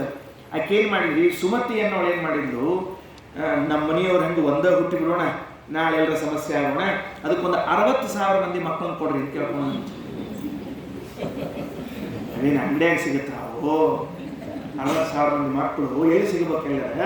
60,000 ಮಂದಿ ಆತು. ಆಕಿ ಇನ್ನೊಬ್ಬಕಿ ಈಕಿದ್ ನೋಡ್ರಿ, ಕ್ಯಾರಕಿ ಕೇಶಿನಿ ಅಂತ. ಆಕೆ ಅಂದು ನನಗೆ ಒಬ್ಬನ ಮಗ ಕೊಡ್ರಿ, ಭಾಳ ಬೇಡ, ಜ್ಞಾನಿಯಾದ ಮಗ ಬೇಕು ನನಗೆ ಅಂತ ಕೇಳ್ಕೊಂಡ್ರಿ. ಇವು 60,000 ಒಂದು ಕಡೆಗೆ, ಒಂದು ಕಡೆಗೆ. ಅದಕ್ಕೆ ಹಿತೋಪದೇಶ ಅಂತ ಒಂದು ಗ್ರಂಥದ್ರಿ, ಅದರೊಳಗೊಂದು ಸುಭಾಷಿತದ್ರಿ, ಭಾಳ ಚಂದದ. ಏನು ಅಂತ ಕೇಳಿದ್ರೆ, ಆಕಾಶದೊಳಗೆ ನಕ್ಷತ್ರಗಳು ಸಾವಿರಾರು ಇರ್ತಾವೆ. ಸಾವಿರಾರು ನಕ್ಷತ್ರಗಳು ಇದ್ರೂ ಸತ್ಯ ಕತ್ಲಿ ಕಳೀಲಿಕ್ಕೆ ಆಗಂಗಿಲ್ಲ. ಒಬ್ಬನ ಚಂದ್ರ ಇರ್ತಾನೆ, ಕತ್ಲಿ ಕಳಿತಾನೆ. ಏಕಶ್ಚಂದ್ರ ಸ್ತಮೋಹಂತಿ ನಚ ತಾರಾ ಗಣೋಪಿಚ. ತಾರಾ ಗಣಗಳಿದ್ರೂ ಕೂಡ ಕತ್ಲಿ ಕಳೀಲಿಕ್ಕೆ ಆಗಂಗಿಲ್ಲ. ಒಬ್ಬನೇ ಚಂದ್ರ ಇದ್ರು ಕತ್ಲಿ ಕಳಿತಾನೆ ಅಂದ್ರೆ ಒಬ್ಬನೇ ಮಗ ಇದ್ರು ಹಿಂಗಿರಬೇಕು, ಅಂಥವು ಇರಬಾರ್ದು ಅಂತ ಹೇಳ್ಕೊಟ್ಟಂಗೆ ಲೆಕ್ಕ. ಆಯಿತು, 60,000 ಮಂದಿ ಹುಟ್ಟಿದ್ರು. ಇವ್ರಿಗೆ ಇದಾಯ್ತು. ಆಶ್ಚರ್ಯ ಏನು ಅಂದ್ರೆ 60,000 ಮಂದಿ ಹೆಂಗೆ ಹುಟ್ಟಿದ್ರು ಏನು? ನೀವು 60,000 ಬಿಟ್ಬಿಡ್ರಿ, ಇವೊಂದು 100 ಹುಟ್ಟಿದ್ರು ನೋಡ್ರಿ ಮಹಾಭಾರತದಾಗ, ಅವತರದಾಗ ಹಾಬ್ರಿ ಆಗ್ತಾವ. 100 ಮಂದಿ ಅವ್ರು ಹೆಂಗೆ ಹುಟ್ಟಿದ್ರು ಅಂತ.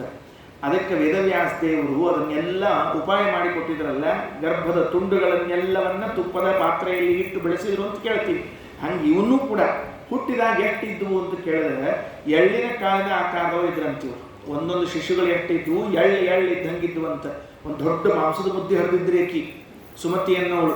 ಅವನ್ನ ಎಲ್ಲ ಮತ್ತು ಅವರು ಋಷಿಗಳು ಉಪಾಯ ಮಾಡಿ ಬೆಳೆಸಿ 60,000 ಮಂದಿ ಮಕ್ಕಳು. ಇವೊಬ್ಬ ಇದ್ದವ, ಅವ ಹೆಂಗಿದ್ದ, ಅವನ ಹೆಸರು ಏನು ಅಂತ ಕೇಳಿದ್ರೆ ಭಾರಿ ಆಶ್ಚರ್ಯ. ಅಸಮಂಜಸ ಅಂತ ಹೆಸರಿಟ್ಟಿದ್ರಂತೆ.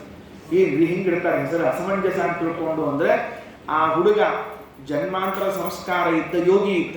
ಅವೇನಿದ್ದ ಯೋಗಿ. ಆ ಚಂದ ಹೇಳ್ಯಾರ ಇವೆಲ್ಲ ವಿಷಯಗಳನ್ನು. ಅವ ಅಸಮಂಜಸ ಪೂರ್ವಜನ್ಮದ ಸ್ಮರಣೆ ಇದ್ದರಿಂದ ಯೋಗಿಯಾಗಿದ್ದ. ಅದಕ್ಕೆ ಅವ ಏನು ಮಾಡಿದ್ದ ಅಂದರೆ ಯಾರ ಜೊತೆಗೂ ಮಾತಾಡ್ತಿರ್ಲಿಲ್ಲ, ಕಥೆ ಇಲ್ಲ, ಏನಿಲ್ಲ, ತನ್ನ ಪಾಡಿತಾ ಇರ್ತಿದ್ದ. ಈ ಜಲಭರತನ ಕಥೆ ಕೇಳಿದ್ರೆ ಪಂಚಮಸ್ಕಂದಾಗ ಹಂಗೆ ಅಸಮಂಜಸ. ನೆಕ್ಸ್ಟ್ ನನಗೆ ಈ ಅವ್ರು ಆಶೀರ್ವಾದ ಮಾಡಿದ್ರು, ಇವ್ರ ಮಕ್ಕಳು ಹಡಿದ್ರು, ನಂಗೆ ಅದೇನು ಚಿಂತನೆ ಇಲ್ರಿ. ನನಗೆ ಚಿಂತಿದ್ದೇನು ಗೊತ್ತೇನ್ರಿ, ನಾಮಕರಣ ಹೆಂಗೆ ಮಾಡಿದ್ರು ಅಂತ ಚಿಂತನೆ. 60,000 ಮಂದಿಗೆ ನಾಮಕರಣ ಹೆಂಗೆ ಮಾಡೋರು, ಹೆಂಗೆ ಕರಿತೀರಿ ನೀವು? ಅವಾಗ ಏನಾಗ್ತದೆ ಅಂದರೆ ಕೋಡ್ ಬಂದ್ಬಿಡ್ತದೆ. 1 2 3 4 5 6 7 ಹಿಂಗೆ ಬರ್ತಾಯಿಲ್ಲ ಸರ್. ಅಥವಾ ಹಿಂಗಾಗಿರ್ಬೇಕ್ರಿ. ಏನು ಹೇಳ್ರಿ, ವಿಷ್ಣು ಸಹಸ್ರನಾಮವನ್ನು 8 ಸರ್ತಿ ಹೇಳಿರ್ಬೇಕು ಅವ್ರು. ಅಂದ್ರೆ ಒಟ್ಟರು ಹೆಸರು ಬರ್ತದೆ ಅಷ್ಟೇ. ಅವ್ರು ಒಟ್ಟರು ಸಾಗರರು ಅಂತ ಹೆಸರು ಕರೆದ್ರು. ಸಗರನ ಮಕ್ಕಳಾದದ್ದರಿಂದ ಅವರಿಗೆ ಸಾಗರ. ಸಂಸ್ಕೃತದೊಳಗೆ ಇದಕ್ಕೆ ತದ್ಧಿತ ಪ್ರತ್ಯಯ ಅಂತ ಕರೀತಾರೆ. ಅಪ್ಪನಿಂದ ಮಕ್ಕಳಿಗೆ ಕರಿತಿತ್ತು ಅಂದ್ರೆ ಹಂಗೆ ಸಗರನ ಪುತ್ರರು ಸಾಗರರು. ದಶರಥನ ಪುತ್ರ ದಾಶರಥಿ, ಹಿಂಗಿದ್ದಂಗೆ ಜನಕನ ಮಗಳು ಜಾನಕಿ, ಇವೆಲ್ಲ ತದ್ಧಿತ. ಹಂಗೆ ಸಾಗರರು ಅಂತ ಕರೆದು ಬಿಟ್ಟು ಭಾರಿ ಸಂತೋಷ. ಸಗರ ಮಹಾರಾಜಗೆ ಏನಾಯ್ತು, ಇಷ್ಟು ಮಕ್ಕಳಿದ್ದಾಗ ನನಗೆ ನಾ ಯಾಕೆ ಎಲ್ಲ ಯಜ್ಞ ಯಾಗ ದಾನ ಮಾಡ್ಕೋಬಾರ್ದು ಅಂತ ತಿಳ್ಕೊಂಡು ಹೇಳಿ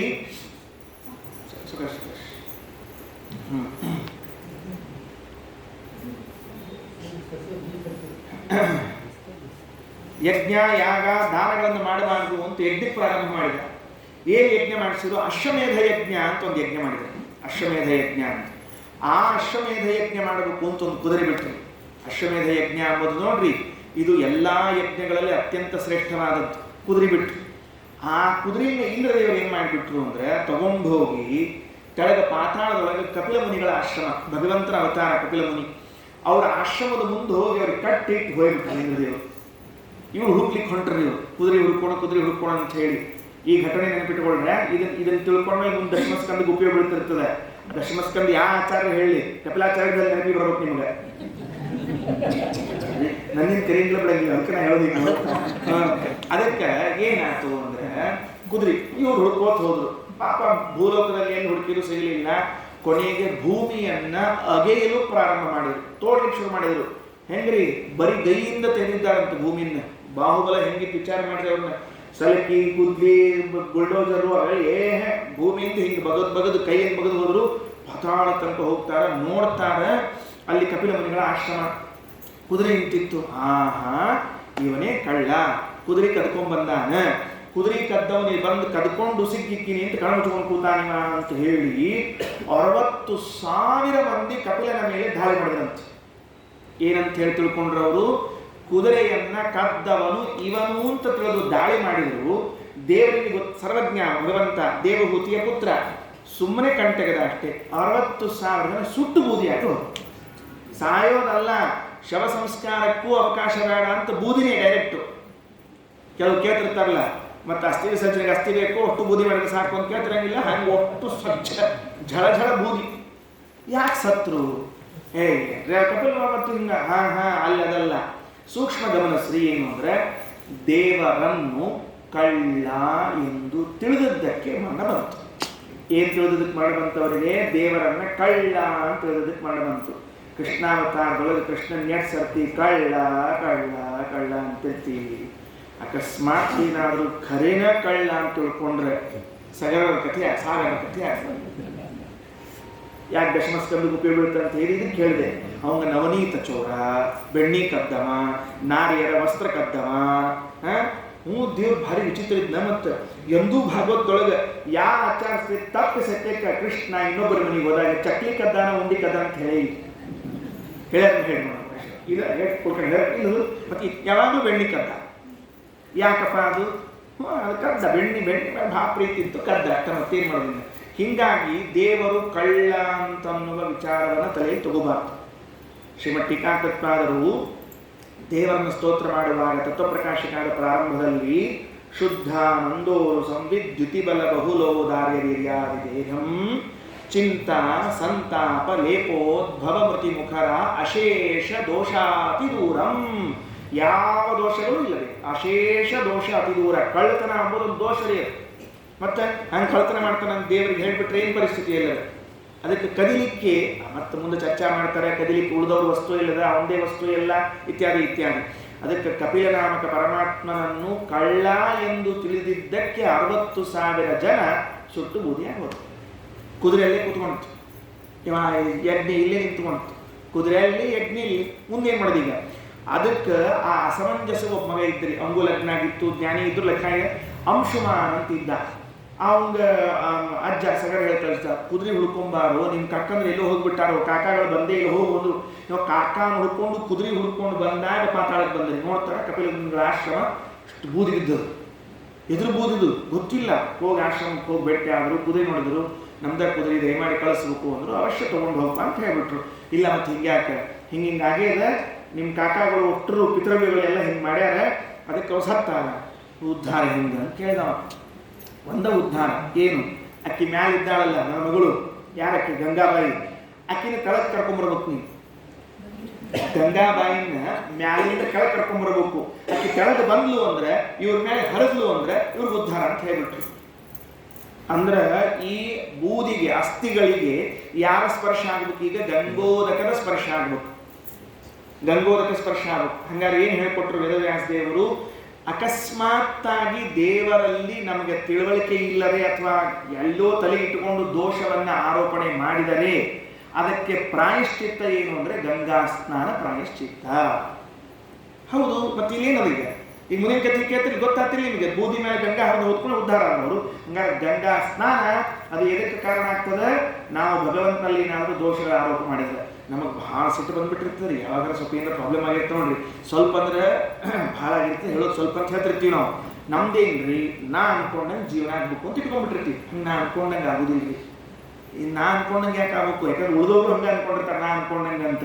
ಇಬ್ಬರಿಬ್ಬರು ಅನ್ಕೊಂಡಂಗೆ ಅಂದ್ರೆ ಆಗೋದಿಲ್ಲ ಕೆಲಸ. ಹೆಂಗೆ ಆಗ್ಬೇಕು ಹಂಗೆ ಆಗ್ತಿರ್ತದೆ. ಸ್ವಲ್ಪ ವ್ಯತ್ಯಾಸ ಆದ ಕೂಡಲೇ ದೇವರಿಗೆ ನಾವು ಬೈಲಿಕ್ಕೆ ಶುರು ಮಾಡ್ತೀವಿ. ದೇವ್ರಿಗೆ ಬೇರೆ ಕೆಲಸ ಇಲ್ಲ. ನಾನು ಸಿಕ್ಕಿದ್ದೆ ನಮ್ಮ ದೇವ್ರಿಗೆ ಇಷ್ಟೆಲ್ಲ ಮಾಡಲಿಕ್ಕೆ. ಖಾಲಿ ಕೂತಾರಲ್ಲ ಆಚಾರ, ಅವ್ರಿಗೆ ಹಾಕೋಬೇಡ ಒಂದಿಷ್ಟು ಏನ್ರ ಏನು ಅನುಕೂಲ ಆಗ್ತದೆ ನನ್ನ ಯಾಕೆ ಆಚಾರ್ಯ ಒಂದಿಷ್ಟು ಇರಲಿ ಅಂತ ತಿಳ್ಕೊಂಡು ನಾವು ದೇವರಲ್ಲಿ ಏನೋ ಒಂದು ತಪ್ಪು ಕಲ್ಪನೆಯನ್ನು ಮಾಡಿಕೊಂಡ್ರು ಅದು ದೋಷ ಅನ್ನಿಸ್ತದೆ. ಅಂಥ ದೋಷ ಚಿಂತನೆಯನ್ನು ಮಾಡಿದಾಗ ಪ್ರಾಯಶ್ಚಿತ್ತ ಯಾವುದು? ಗಂಗಾ ಸ್ನಾನ. ಅದಕ್ಕೆ ಯಾವಾಗ ತೀರ್ಥಯಾತ್ರಕ್ಕೆ ಹೋಗಿದ್ದಂದ್ರೆ ಮತ್ತೊಮ್ಮೆ ಹೋದಾಗ ಗಂಗಾ ಸ್ನಾನ ಮಾಡುವಾಗ ನೆನಪಿಟ್ಟುಕೊಂಡಿರ್ರಿ, ಪ್ರಾರ್ಥನೆ ಮಾಡಿಕೊಳ್ಳಿ ದೇವರಲ್ಲಿ. ಸ್ವಾಮಿ, ತಿಳಿಯದೋ ನಿನ್ನ ವಿಷಯದಲ್ಲಿ ಏನೋ ನಡ್ಕೊಂಡ್ಬಿಟ್ಟಿದ್ರೆ ನಿನ್ನ ಪಾದೋದಕರಿಗೆ ಸಿಗ್ತಕ್ಕಂಥ ಗಂಗಾ ಇಲ್ಲಿ ಸ್ನಾನ ಮಾಡಿದ್ವಿ ಅಂದರೆ ಉದ್ಧಾರ ಆಗ್ತೀವಿ ಅಂತ ನೀನೇ ತಿಳಿಸಿಕೊಟ್ಟು ಅದಕ್ಕೆ ಅಂತ ಸ್ನಾನ ಮಾಡಿದ್ರೆ ಆ ದೋಷಗಳೆಲ್ಲ ಹೋಗ್ತಾವೆ. ನಿಮಗೆ ನೆನಪಿರ್ಲಿ ಬಿಡಲಿ, ಇವತ್ತಿಷ್ಟು ಕೇಳಿಲ್ಲೋ ಇದಿಷ್ಟು ನಿಮ್ಮ ಸಂಸ್ಕಾರ ಉಳಿದಿರ್ತದೆ. ನೀವು ಸ್ನಾನ ಮಾಡಿದ್ರಿಂದ ಅದೆಲ್ಲವೂ ಪರಿಹಾರ ಆಗ್ತದೆ ಅಂತ ಇಷ್ಟು ತಿಳ್ಕೊಳ್ಳಿ. ಅವ ಅಂಶವಂತ ಮುಗಿತರಿ. ಕುರಿ ತಂದು ಕೊಟ್ಟ, ಅಜ್ಜ ಯಜ್ಞ ಮಾಡಿ ಮುಗಿಸಿದ. ಇವ ಗಂಗಾನ ಕರ್ಕೊಂಬರ್ಬೇಕು ತಪಸ್ಸು ಮಾಡೇ ಮಾಡಿದ ಗಂಗಾಬಾಯಿ ಬರಲೇ ಇಲ್ಲ. ಹಂಗೆಲ್ಲ ಗಂಗಾಬಾಯಿ ಸುಮ್ ಬರ್ತಾನೆ ಇಲ್ಲ, ಬರಲಿಲ್ಲ. ಅವನ ಮಗ ಬಂದ, ದಿಲೀಪ ಅಂತ ಅವನ ಹೆಸರು. ಅವನು ತಪಸ್ಸು ಮಾಡ್ಲಿಕ್ಕೆ ಕೂತ್ಕೊಂಡ, ಬರಲಿಲ್ಲ. 2 ತಲೆಮಾರು ಅದು ನೆನಪಿಟ್ಕೊಳ್ರಿ. ಏನು ಹೇಳ್ರಿ? 2 ತಲೆಮಾರು. ಅಂಶವಂತ ದಿಲೀಪನ ಮಗ ಬಂದ, ಭಗೀರಥ ಅಂತ ಅವನ ಹೆಸರು. ಆ ಭಗೀರಥ ತಪಸ್ಸು ಮಾಡಿದಾಗ ಏನಾಯ್ತು ಅಂದ್ರೆ ಗಂಗಾದೇವಿ ಅಂದು, ಅಡ್ಡಿಲ್ಪ, ನಾ ಅಂತೂ ಬರ್ತೀನಿ, ಆದ್ರೆ ನಂದೇನು, ನನ್ನ ಯಾರು ಧಾರಣೆ ಮಾಡೋರು? ನಾ ಹಿಂಗೆ ಆಕಾಶದಿಂದ ದಬ್ಬ ಕೆಳಗೆ ಬಿದ್ದುಬಿಟ್ಟೆ ಅಂದ್ರೆ ಭೂಮಿ ಸೀಳು ಹೋಗ್ಬಿಡ್ತದೆ. ಅದಕ್ಕೆ ನಾನು ಯಾರು ಹೊತ್ಕೋಬೇಕು ಅಂತ ಕೇಳಿದ್ರು. ಮತ್ತು ಇನ್ಯಾರು ಕರ್ಕೊಂಬರ್ಬೇಕಲ್ರಿ, ಒಬ್ರು ಹಿಡ್ಕೊಂಡಿಲ್ಲ ಅವ್ರನ್ನ.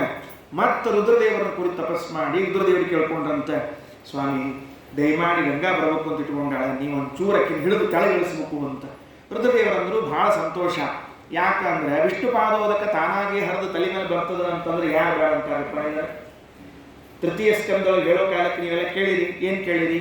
ಯಕ್ಷೌಚ ನಿಸೃತ ಸರಿ ಪ್ರವರೋದಕೇನ ತೀರ್ಥೇನ ಮೂರ್ಧ್ಯಧಿಧೃತೇನ ಶಿವೋಭೂತ್. ಶಿವ ಅಭೂತ್. ರುದ್ರದೇವರು ಶಿವ ಮಂಗಳ ಅಂತ ಯಾವಾಗ ಕರೆಸ್ಕೊಂಡ್ರು ಅಂದ್ರೆ ಆ ವಿಷ್ಣು ಪಾದೋದಕವನ್ನು ತಲೆಯ ಮೇಲೆ ಇಟ್ಕೊಂಡದ್ದಕ್ಕನೆ. ಅದಕ್ಕೆ ನಾವೆಲ್ಲ ಏನು ಮಾಡಬೇಕು? ಭಗವಂತನ ಪಾದೋದಕ ತೀರ್ಥ ತಗೊಳ್ತೀವಲ್ಲ, ತೀರ್ಥ ತಗೊಳ್ಳಿಕ್ ಬೇಡ ಅಂದಿಲ್ರಿ. ತೀರ್ಥ ತಗೊಳ್ಳೋ ಜೊತೆಗೆ ಪ್ರೋಕ್ಷಣ ಮಾಡ್ಕೋಬೇಕು. ತೀರ್ಥನ ಬರೇ ಶಂಕೋದಕ ಪ್ರೋಕ್ಷಣ ಹೇಳಿರ್ತಾರೆ, ತೀರ್ಥ ಪ್ರೋಕ್ಷಣ ಮರಿಬೇಡ್ರಿ. ಏನು ಮಾಡಿ ಇಷ್ಟು ದಿವಸ ನಾವೇನು ಮಾಡೀವಿ ಅಲ್ಲ, ನೀವು ಮಾಡಿರ್ತೀವಿ ಸುಳ್ಳು, ನಮ್ದು ಯಾಕೆ ಸುಮ್ಮ ಇರಲಿ, ನನ್ನಂತೂ ಹೇಳಿ ನಿಂತಾಗಲಿ, ಕೊನೆಗೆ ಆಚಾರ ಬಂದು ಹಂಗೆ ಹೋದ್ರು ನಮಗೇನು ಹೇಳೇ ಇಲ್ಲ ಅಂತ. ಅದಕ್ಕೆ ಶಂಕೋದಕದ ಪ್ರೋಕ್ಷಣೆಯ ಜೊತೆಗೆ ತೀರ್ಥವನ್ನು ಪ್ರೋಕ್ಷಿಸಿಕೊಳ್ಳಬೇಕು. ತೆಗೆದುಕೊಳ್ಳೋಕ್ಕಿಂತ ಮೊದಲು ಪ್ರೋಕ್ಷಣೆ ಮಾಡಿಕೊಳ್ಳ್ರಿ. 2 ಕ್ರಮ ಅದ. ನಿರ್ಮಾಲ್ಯ ತೀರ್ಥವನ್ನು ತೆಗೆದುಕೊಂಡ ಮೇಲೆ ಪ್ರೋಕ್ಷಣೆ ಮಾಡ್ಕೋಬೇಕು. ತಗೊಂಡು 3 ತಗೊಂಡ್ರೆ ಆಮೇಲೆ ಪ್ರೋಕ್ಷಣ. ತೀರ್ಥವನ್ನು ಮೊದಲು ಪ್ರೋಕ್ಷಣೆ ಮಾಡ್ಕೊಂಡು ತಗೋಬೇಕಂದ್ರೆ 3. ಹಿಂಗೆ ವ್ಯವಸ್ಥೆ. ಅದಕ್ಕೆ ರುದ್ರದೇವರಂದ್ರು ಎಸ್ ರೆಡಿ ಇದ್ದಿದ್ದು ಬಿಡ ಅಂತ ಹೇಳಿದ್ರು. ಅಕ್ಕಿ ಅಂದ್ಲು ಇದೆಲ್ಲ ಕರೆಕ್ಟ್ ಬಾ, ಭಗೀರಥ ಬರೋಬ್ಬರಿ, ತೆಳಗೆ ಬಾ ಅಂದು ಬರ್ತೀನಿ. ಹಿಡಿಲಿಕ್ಕೆ ರುದ್ರದೇವರಿದ್ದಾರೆ, ಸರಿ ಅದ. ಈ ಭೂಮಿಯಲ್ಲಿ ಇದ್ದವರೆಲ್ಲ ಬಂದು ತಮ್ಮ ಸ್ನಾನ ಮಾಡಿ ತಮ್ಮ ಪಾಪಗಳನ್ನೆಲ್ಲ ನಮ್ಮಲ್ಲಿ ಹಾಕಿ ಹೋಗ್ತಾರಲ್ಲ, ಅದನ್ನ ಯಾಕೆ ಸ್ವಚ್ಛ ಮಾಡೋರು ಅಂತ ಕೇಳಿ. ಅದಕ್ಕೊಂದು ವಾಷಿಂಗ್ ಮಷಿನ್ ಬೇಕಲ್ಲ ಮತ್ತೆ ನಮ್ಗೆ ಸ್ವಚ್ಛ ಮಾಡಲಿಕ್ಕೆ. ಏನು ಹೇಳಿರುತ್ತೆ ಭಗೀರಥ? ಅಮ್ಮ, ಅದಕ್ಕಾಗಿ ಭಗವಂತ ಜ್ಞಾನಿಗಳನ್ನು ಹುಟ್ಟಿಸಿಬಿಟ್ಟಾನ. ತೀರ್ಥೀಭೂತ ತೀರ್ಥೀಕುರುವಂತಿ. ಜ್ಞಾನಿಗಳು ಬಂದು ಸ್ನಾನ ಮಾಡಿದ್ರಂದ್ರೆ ಗಂಗಾ ಪವಿತ್ರ ಆಗ್ತಾಳಂತ, ಜ್ಞಾನಿಗಳಲ್ಲ. ನೆನಪಿಟ್ಟುಕೊಳ್ರಿ. ನಾವೇನು ಸ್ವಾತ್ಮಸ್ಥೇನ ಗದಾಮೃತ, ಭಗವಂತನ ಸನ್ನಿಧಾನ ಜ್ಞಾನಿಗಳಲ್ಲಿ ಎಷ್ಟಿರ್ತದ ಅಂತ ಕೇಳಿದ್ರೆ ಅವರು ಗಂಗಾ ಸ್ನಾನ ಮಾಡಿದ್ರೆ ಗಂಗಾದೇವಿ ಪವಿತ್ರ ಆಗಬೇಕು ಹೊರತಾಗಿ ಇವರಲ್ಲ. ಅದಕ್ಕೆ ಅಂಥವ್ರು ನಿರ್ಮಾಣ ಮಾಡಿದ ದೇವರು. ಅಂತೂ ಮೇಲಿಂದ ಕೆಳಗೆ ಬೀಳುವಂತಹ ಗಂಗೆ ಹಿಡ್ಕೊಳ್ಳಿಕ್ಕೆ ರುದ್ರದೇವರು ತಯಾರಾದರು. ಆದ ಮೇಲೆ ಸ್ನಾನ ಮಾಡಿ ಪಾವಿತ್ರ್ಯ ಉಂಟು ಮಾಡಲಿಕ್ಕೆ ಜ್ಞಾನಿಗಳು ತಯಾರಾದರು. ಹ್ಞೂ ಅಂತ ತಿಳ್ಕೊಂಡು ಹೇಳಿ ಅಲ್ಲಿಂದ ಇಳಿದಂತೆ.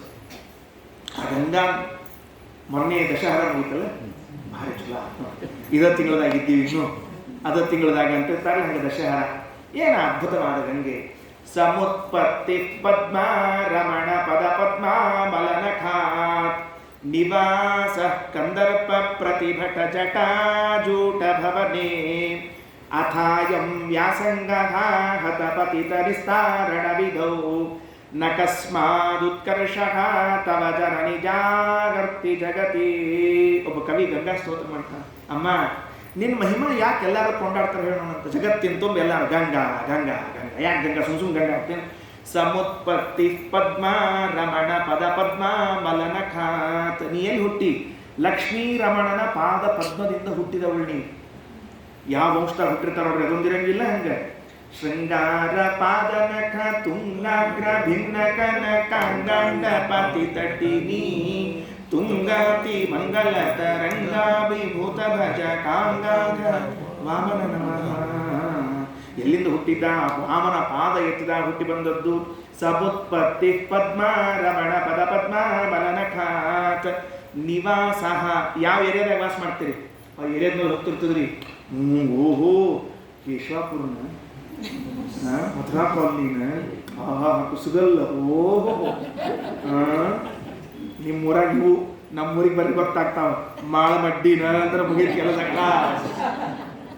ನಮ್ಮಲ್ಲಿ ಭೂ ವೈಕುಂಠ ಅಂತ ಕರೀತಾರೆ, ಚಾಟಿ ಮಾಡ್ತಾರ ಅವ್ರಿಗೆ. ಮಾಳಮಡ್ಡಿ ಅಂದ್ರೆ ಅಷ್ಟು ಜನ ಇದ್ದಾರೆ ಇಲ್ಲಿ.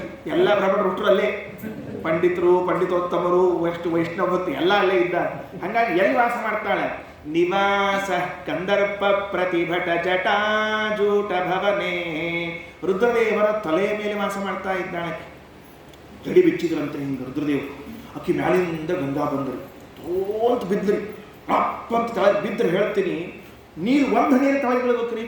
ರುದ್ರದೇವರ ಜಟ ಎಷ್ಟು ಗಟ್ಟಿದ್ದು ಅಂದ್ರೆ ಅಷ್ಟು ವೇಗದಿಂದ ಬಂದ ಗಂಗೆಯನ್ನು ಹಾಕ್ಕೊಂಡು ಜುಟ್ಟು ಕಟ್ಕೊಂಡು ಕೂತ್ಕೊಂಡ್ಬಿಟ್ರು. ಯಾಕೆ ಅಲ್ರಿ? ಆಕಿನ ಇಳಿಸು ಅಂತ ಇವ್ರಿಗೆ ಹೇಳ್ಯಾರ, ಒಂದು ಸ್ಟೆಪ್ ಇರಲಿ ಅಂತ ತಿಳ್ಕೊಂಡು ಜುಟ್ಟು ಕಟ್ಕೊಂಡು ಕೂತ್ಕೊಂಡ್ರಲ್ಲ. ಯಾಕಂದ್ರೆ ಗಂಗಾದೇವಿ ಮನಸ್ಸಿನಾಗ ಒಂದು ಬಂತಂತ. ಏನು ಬಂತು? ಆಹಾ ನಾನು ನೋಡಿ ಹೆಂಗಿದ್ದೀನ, ಯಾರ ತಲೆ ಮೇಲೆ ಇಳಿತಾರೆ? ರುದ್ರದೇವರ ತಲೆ ಮೇಲೆ ಕಾಲಿಟ್ಟೆ ನಾನು,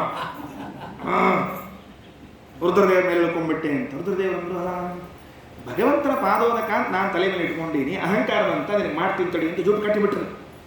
ಒಳಗೆ ನೀರು ಅಲ್ಲೇ ತಿರುಗಿಗೆ ತಳಕ್ಕೆ ಗುರ್ರ ಗುರ್ರ ಗುರ್ರ ಗುರ್ರ ತಳ ಬರವಲ್ಲ ಹೇಳ. ಭಗೀರಥ ಬಂದ, ಸ್ವಾಮಿ ಅಂದ, ಏನು ಕೆಳಗೆ ಬಿಡ್ರಿ, ಒಂದು ಹನಿಯರ ಬಿಡ್ರಿ ಅಂದರು. ನಮ್ಮ ಪಿತೃಗಳ ಉದ್ಧಾರ ಕರ್ಕೊಂಡು ಬಂದೀನಿ, ನೀ ಇಲ್ಲೇ ಕೂತ್ಬಿಟ್ರೆ ಗತಿ ಏನು ಅಂತ. ಹಾಗೆ ಅರ್ಥ ಆಯ್ತು, ನಾ ತಪ್ಪು ಮಾಡಿದೆ ಅಂತ ಒಳಗೆ ಪ್ರಾರ್ಥನೆ ಮಾಡಿಕೊಂಡು, ಇಲ್ಲ ಸ್ವಾಮಿ ರುದ್ರದೇವ ನೀವು ಮಹಾನುಭಾವರು ಅನುಗ್ರಹ ಮಾಡ್ರಿ ಕೇಳ್ಕೊಂಡು ಕೂಡಲೇ ಒಂದು ಜುಟ್ಟಿಂದ ಕೂದಲೇ ಹಿಂಗೆ ಬಿಚ್ಚಿರಂತ. ಚಂಡ್ಕಿ ಒಂದು ಹೊರಗೆ ಬಂದಿರ್ತ ನೋಡ್ರಿ, ಹಿಂಗೆ ಕಟ್ಟೋಕ್ಕಿಂತ ಮೊದಲು ಒಂದು ಹಿಂಗೆ ಹಂಗೆ ಹೊರಗೆ ಬಂತೀವಿ. ಬಂದು ಕೂಡಲೇ ಅಲ್ಲಿಂದ ಹಿಂಗೆ ಧಾರೆಯಾಗಿ ಇಳಿದವಳೆ ಇಷ್ಟು ಅಂತ ಒಟ್ಟು ಹಂಗೆ ತಳಗೆ ಬಿಟ್ಟಿದ್ರೆ ಭಾಳ ಗಂಭೀರ ಆಗ್ತಿದೆ ಪರಿಸ್ಥಿತಿ. ಅಲ್ಲೇ ಉಳ್ದಾಳ. ಅದಕ್ಕೆ ಸಮುತ್ಪತ್ತಿ ಪದ್ಮ ರಮಣ ಪದ ಪದ್ಮ ಬಲನಖಾತ್ ನಿವಾಸ ಕಂದರ್ಪ ಪ್ರತಿಭಟ ಜಟಾಜೂಟ ಭವನೆ ಅಥಾಯಂ ವ್ಯಾಸಂಗ. ಇನ್ನೊಂದು ಅಭ್ಯಾಸ ಮಾಡ್ಕೊಂಡಂತಕ್ಕೆ. ಒಂದು ಹುಟ್ಟಿದ್ದು, ಎರಡನೇದು ಇದ್ದದ್ದು, ಮೂರನೇದೊಂದು ಅಭ್ಯಾಸ ಏನು? ಹತಪತಿತ ನಿಸ್ತಾರಣ ವಿಧೌ. ಯಾರು ಅವರಲ್ಲಿ ಸ್ನಾನ ಮಾಡ್ತಾರೆ ಅವ್ರನ್ನ ಎಲ್ಲಾರನ್ನೂ ನೇರವಾಗಿ ಅವ್ರ ತಂದೆ ಮನೆಗೆ ಕಳಿಸೋದಂತ. ಅಪ್ಪನ ಮನೆ ಯಾವುದು? ವೈಕುಂಠ. ಅಲ್ಲೇ ಕಳಿಸೋದಂತ. ಹೆಣ್ಮಕ್ಕಳಿಗೆ ಗಂಡನ ಮನೆಗಿಂತ ತವ್ರ ಮನೆ ಮೇಲೆ ಭಾಳ ವ್ಯಾಮೋಹ ಇರ್ತದಂತ. ಯಾಕೆ ಹೇಳ್ರಿ? 20-25 ವರ್ಷ ಬೆಳೆ ಬಂದಿರ್ತಾರೆ, ಮತ್ತೆ ವ್ಯಾಮೋಹ ಇದ್ದೇ ಇರ್ತದೆ. ಅದಕ್ಕಾಗಿ ಗಂಗಾ ಯಾರು ತನ್ನಲ್ಲಿ ಸ್ನಾನ ಮಾಡ್ತಾರೋ ತನ್ನ ತಂದೆ ವಿಷ್ಣುವಿನ ಮನೆಗೆ ಕಳಿಸ್ತಿರ್ಲಿ, ಹೊರತಾಗಿ ಬೇರೆ ಕಡೆ ಕಳಿಸ್ತಿರ್ಲಿಲ್ಲ ಅಂತ ಹೇಳಿದ್ರು. ಹಿಂಗಾಗ ಆ ಗಂಗಾನ ಕರ್ಕೊಂಡು ಬಂದು ಪಾತಾಳದಲ್ಲಿ ಹರಿಸಿದ ಮೇಲೆ ಪೂರ್ಣ ಬೂದಿ ಎಲ್ಲ ಗಂಗಾದಲ್ಲಿ ಮಿಕ್ಸ್ ಆಗಿ ಸೇರ್ಕೊಂಡು ಹೋಯಿತು. ಪಿತೃಗಳೆಲ್ಲ ಉದ್ಧಾರ ಆಗೋದ್ರು. ಅದಕ್ಕೆ ದೇವರೇನು ಮಾಡಿದ? ಯಾರು ನನ್ನ ಬಗ್ಗೆ ತಪ್ಪು ತಿಳಿತಾರೋ ಅವರಿಗೆ ಹೆಂಗೆ ಶಿಕ್ಷೆ ಆಗ್ತದೆ, ಪ್ರಾಯಶ್ಚಿತ್ತ ಏನು ಎಂಬುದನ್ನು ತೋರಿಸಿಕೊಟ್ಟಿದ್ದಾನೆ. ಇದು ಮುಗಿದ ಮೇಲೆ ಇದೇ ವಂಶದಲ್ಲಿ ಋತುಪರ್ಣ ಅಂತ ರಾಜ ಬರ್ತಾನೆ. ಆ ಋತುಪರ್ಣ ರಾಜನ ಹೆಸರು ಎಲ್ಲಿ ಬರ್ತದೆ ಅಂತ ಕೇಳಿದ್ರೆ, ನಳದಮಯಂತಿ ಕಥೆಯನ್ನು ಕೇಳ್ತಾ ಇದ್ರೆ ಋತುಪರ್ಣನ ಕಥೆ ಗೊತ್ತಿರ್ತದೆ. ಈಗ ನಮಗೆ ನಳನೂ ಬರಂಗಿಲ್ಲ, ದಮಯಂತಿನೂ ಇರಂಗಿಲ್ಲ. ನಮ್ಮಲ್ಲಿ ಕನ್ನಡದ ಕವಿಗಳು ಬರೆದಿದ್ರಿ ಒಂದು ಕವಿತೆ, ಭಾಳ ಚಂದಿತ್ತು. ಮಹಾಭಾರತ ಕಾಲದಲ್ಲಿ ನಳ ದಮಯಂತಿಯರು ಇದ್ರೆ, ಇವತ್ತಿನ ಕಾಲದಲ್ಲಿ ನಳಕ್ಕಾಗಿ ಹೋರಾಡುವ ದಮಯಂತಿಯರಿದ್ದಾರೆ. ಅವಾಗೆಲ್ಲ ನಳ ಎಲ್ಲೋ ಒಂದು ಕಡೆ ನಳ ಇರ್ತಿತ್ತು, ಹೋಗಿ ಪಾಳಿ ಹಚ್ಚಿ ನೀರು ತಗೊಂಡು ಪಾಪ ಭಾಳ ಕಟ್ಟಿತ್ರಿ. ಅದಕ್ಕೆ ನಳನಿಗೋಸ್ಕರ ಬಡದಾಡುವ ದಮಯಂತಿಯರಿದ್ದಾರೆ ಅಂತ ಬರೆದಿದ್ದಾರೆ ಕನ್ನಡ ಕವಿಗಳು. ಇರಲಿ, ಋತುಪರ್ಣ. ಆ ಋತುಪರ್ಣನ ಬಗ್ಗೆ ಒಂದು ಶ್ಲೋಕ ನಮ್ಮ ಅಜ್ಜಿ ನಮ್ಗೆ ಕಲಿಸಿದ ಶ್ಲೋಕ. ಇವೆಲ್ಲ ಭಯಪಟ್ಟು ಅವಾಗ ಬರ್ತಿದ್ವು ರೀ, ಈಗಲ್ರಿ. ಆವಾಗ ಅವರು ಹೆಣ್ಮಕ್ಕಳು ಹಿರಿಯರೆಲ್ಲ ಹೆಂಗಿದ್ರು ಅಂದ್ರೆ ಒಟ್ಟು ರಾಮಾಯಣ ಮಹಾಭಾರತ ಕೇಳಿ ಎಲ್ಲ ಗಟ್ಟಿ ಮಾಡಿ ಇಟ್ಕೊಂಡು ಮಕ್ಕಳಿಗೆ ಮೊಮ್ಮಕ್ಕಳಿಗೆ ಒಟ್ಟರು ಹೇಳ್ಕೋತ ಬರೋದ್ರಿ. ಕರ್ಕೋಟಕಸ್ಯ ನಾಗಸ್ಯ ದಮಯಂತ್ಯಾ ನಳಸ್ಯ ಚ ಋತುಪರ್ಣಸ್ಯ ರಾಜರ್ಷೇಃ ಕೀರ್ತನಂ ಕಲಿನಾಶನಂ. ಇದು ನೆನೆಸ್ಬೇಕಂತ. ಇವರಿಷ್ಟನ್ನು ನೆನೆಸಿದ್ರೆ ಕಲಿನಾಶನ, ನಮಗೆ ಕಲಿಬಾಧೆ ಆಗಂಗಿಲ್ಲ. ಕಲಿಬಾಧೆ ಆಗಬಾರದು ಅಂದರೆ ಇಷ್ಟು ಮಂದಿ ನೆನಪಿಟ್ಟುಕೊಳ್ರಿ. ಕರ್ಕೋಟಕಸ್ಯ ನಾಗಸ್ಯ, ಕರ್ಕೋಟಕ ನಾಗ, ದಮಯಂತಿ ನಳಸ್ಯ ಚ ಋತುಪರ್ಣಸ್ಯ ರಾಜರ್ಷೇಃ. ಇವ ಸೂರ್ಯವಂಶದಲ್ಲಿ ಬಂದ ಋತುಪರ್ಣ ಅಂತ ರಾಜ. ಆ ಋತುಪರ್ಣ ಎಂಬ ರಾಜ ನೆನೆಸಿಕೊಂಡ್ರೆ ಕೀರ್ತನಂ ಕಲಿನಾಶನಂ, ಕಲಿನಾಶವಾಗ್ತದೆ ಅಂತ ಹೀಗೆ ತಿಳಿಸಿಕೊಟ್ಟಿದ್ದಾರೆ. ಅಂತೂ ಸೂರ್ಯವಂಶದಲ್ಲಿ ಬಂದಿರುವಂಥ ಇವರೆಲ್ಲ ರಾಜರ ಕಥೆಗಳು. ಇದ್ರ ಮುಂದೆ ಸೌದಾಸ ಅಂತ ಒಬ್ಬ ರಾಜ ಬರ್ತಾನೆ, ಅವನೆಲ್ಲ ಕಥೆಯನ್ನು ನಿರೂಪಣೆ ಮಾಡಿದ್ದಾನೆ.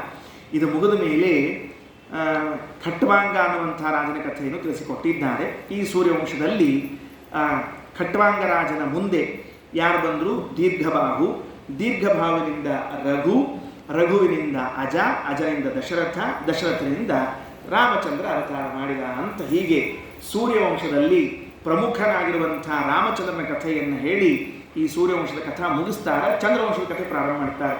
ಇವತ್ತು ಎಷ್ಟು ದಿವಸ ಅಪರಾಧಿಸುವಾಗ 4ನೇ ದಿವಸ ಇನ್ನು 3 ದಿವಸ ಚಂದ್ರವಂಶ ಮುಗಿಸ್ಬೇಕು. ಹಂಗೆ ಬರೀ 4 ದಿವಸಗಟ್ಟಲೆ ಸೂರ್ಯವಂಶ ಹೇಳಿದ್ರೆ ಮುಂದೆ ರಾಮಚಂದ್ರನ ಕಥೆಯನ್ನು ಸಂಗ್ರಹ ಮಾಡಬೇಕಲ್ಲ. ಹೆಂಗೆ ಸಂಗ್ರಹ ಮಾಡಿದ್ದಾರೆ? ಗುರುವರ್ಥೇ ತ್ಯಕ್ತರಾಜ್ಯೋ ವ್ಯಚರದನುವನಂ ಪದ್ಮಪದ್ಭ್ಯಾಂ ಪ್ರಿಯಾಯಾಘ ಪಾಣಿಸ್ಪರ್ಶಾ ಕ್ಷಮಾಭ್ಯಾಂ ರುಚಿತಪತಿರುಜೋ ಯೋಹರೀಂದ್ರಾನುಜಾಭ್ಯಾಂ ವೈರೂಪ್ಯಾತ್ ಶೂರ್ಪಣಖ್ಯಾಘ ಪ್ರಿಯವಿರಹರುಷಾರೋಪಿತಭ್ರೂ ವಿಜೃಂಭಗ ಶ್ರುತ್ವಾ ವಿರ್ಬದ್ಧ ಸೇತುಃ ಖಲದಬದಘನಃ ಕೋಸಲೇಂದ್ರೋವತಾನ್ನಃ. ವೇದವ್ಯಾಸರು ಒಂದಷ್ಟು ಶ್ಲೋಕದಾಗ ಸಂಪೂರ್ಣ ರಾಮಾಯಣ ಹೇಳ್ಬಿಟ್ಟಾರೆ. ಅಷ್ಟು ರಾಮಾಯಣ ಸಂಗ್ರಹ. ಹೆಂಗಪ್ಪ? ಗುರುವರ್ಥೇ ತೆಕ್ತ ರಾಜ್ಯೋ ಕಥೆ ಹೇಳ್ತೀವಿ ಒಂಚೂರು, ಅಲ್ಲಲ್ಲಿ ಕಥೆ ಹೇಳ್ಬೇಕಂದ್ರೆ ಗೊತ್ತಾಗಬೇಕಲ್ಲ. ಮತ್ತೆ ದಶರಥ ಮಹಾರಾಜಗ ಸಂತಾನ ಆಗಿಲ್ಲ ಅಂತ ತಿಳ್ಕೊಂಡು ಹೇಳಿ ಅಶ್ವಮೇಧ ಮಾಡಿ ಎಲ್ಲ ಮಾಡಿ ಅವೇನು ಮಾಡಿದ್ರು ಅಂತಂದ್ರೆ ರಾಮನ್ನ, ಲಕ್ಷ್ಮಣನ, ಭರತ, ಶತ್ರುಘ್ನ ಪಡೆದ್ರು. ಪಾಯಸ ಬಂತು ಎಲ್ಲ ಹಂಚಿದ ಕಥೆಯೆಲ್ಲ ನೀವು ರಾಮಾಯಣದಾಗ ಕೇಳೋರಿದ್ದೀರಿ ಅಥವಾ ಕೇಳಿ. ದಶರಥ ಮಹಾರಾಜ ತಪಸ್ಸಿನಿಂದಾಗಿ 4 ಪುತ್ರರನ್ನ ಪಡೆದ. ಅದರಲ್ಲಿ 2 ಜೋಡಿ, ಭರತ ಶತ್ರುಘ್ನರು 1, ರಾಮ ಲಕ್ಷ್ಮಣರು 1. ಎಷ್ಟು ವಿಚಿತ್ರ ಅಂದರೆ ನಾವು ರಾಮಚಂದ್ರ ಹುಟ್ಟಿದ ಡೇಟ್ ಗೊತ್ತಿರ್ತದೆ, ಅಂದರೆ ರಾಮನವಮಿ ಅಂತ ತಿಳ್ಕೊಂಡು.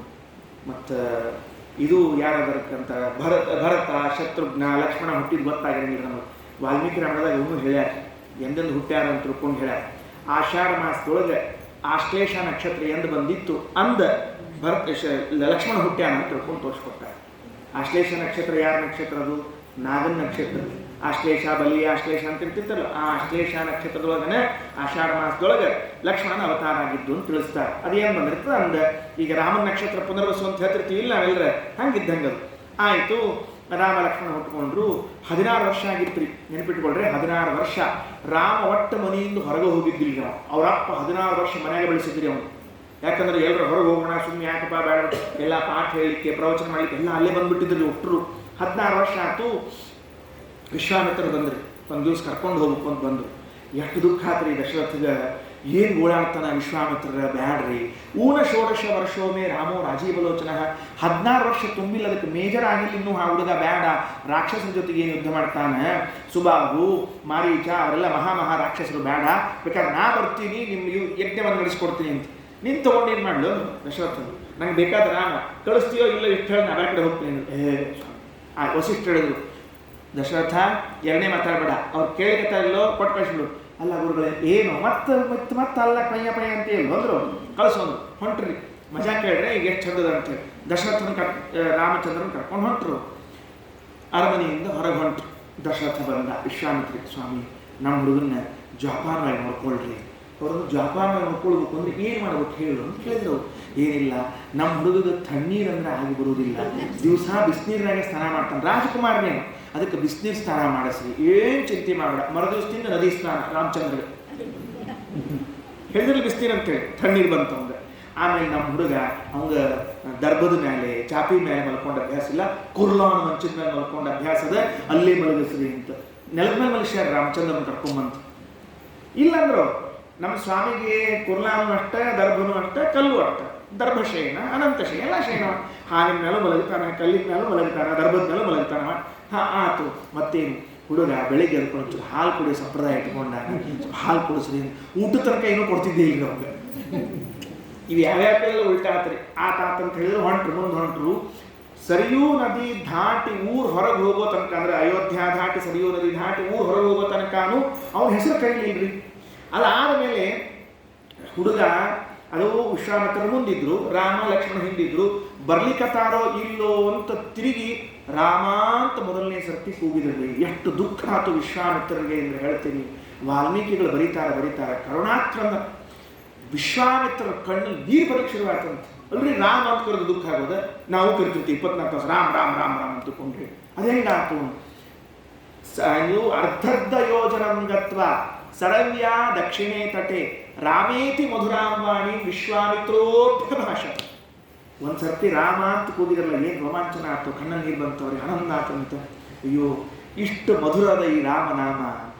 ರಾಮೇಂದ್ರನಾಂ ಹೃದಭಿರಾಮೇನ ರಾಶಿಕುಲ ಭೀಮೇ ಮನೋದ್ಯರಮತಾಂ ಗೋಮೇದಿ ನಿಜಯಿತ ಭೋಮೇಯ ಗಾದಿಸುತ ಕಾಮೇ ನಿಮಿಷ್ಟ ಮನಸಿ ಶ್ಯಾಮೇ ಸದಾ ತ್ವಯಿ ತಾಮೇಯ ತಾಪಸ ಜರಾಮೇ ಗತಾಧಿಕ ಸಮೇ ಭೀಮೇಶ ಚಾಪದಲ ನಾಮೇಯ ಶೌರ್ಯಜಿತ ವಾಮೇ ಕ್ಷಣೇ ವಿಜಯಿನಿ.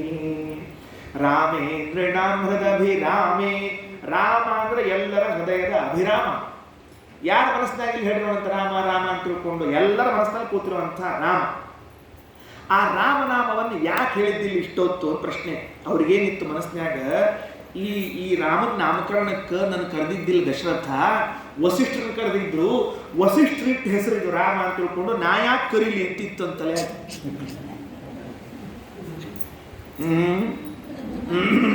ನಮ್ಮ ಹಿಂಗೆ ಇರ್ತಾವ ನೋಡ್ರಿ, ಯಾರ್ಯಾರ ಹೆಸರಿಟ್ಟು ನಾಯಕ ಕರೀಲಿ ತಿಳ್ಕೊಂಡ್ರೆ ಹಂಗಿಲ್ಲ.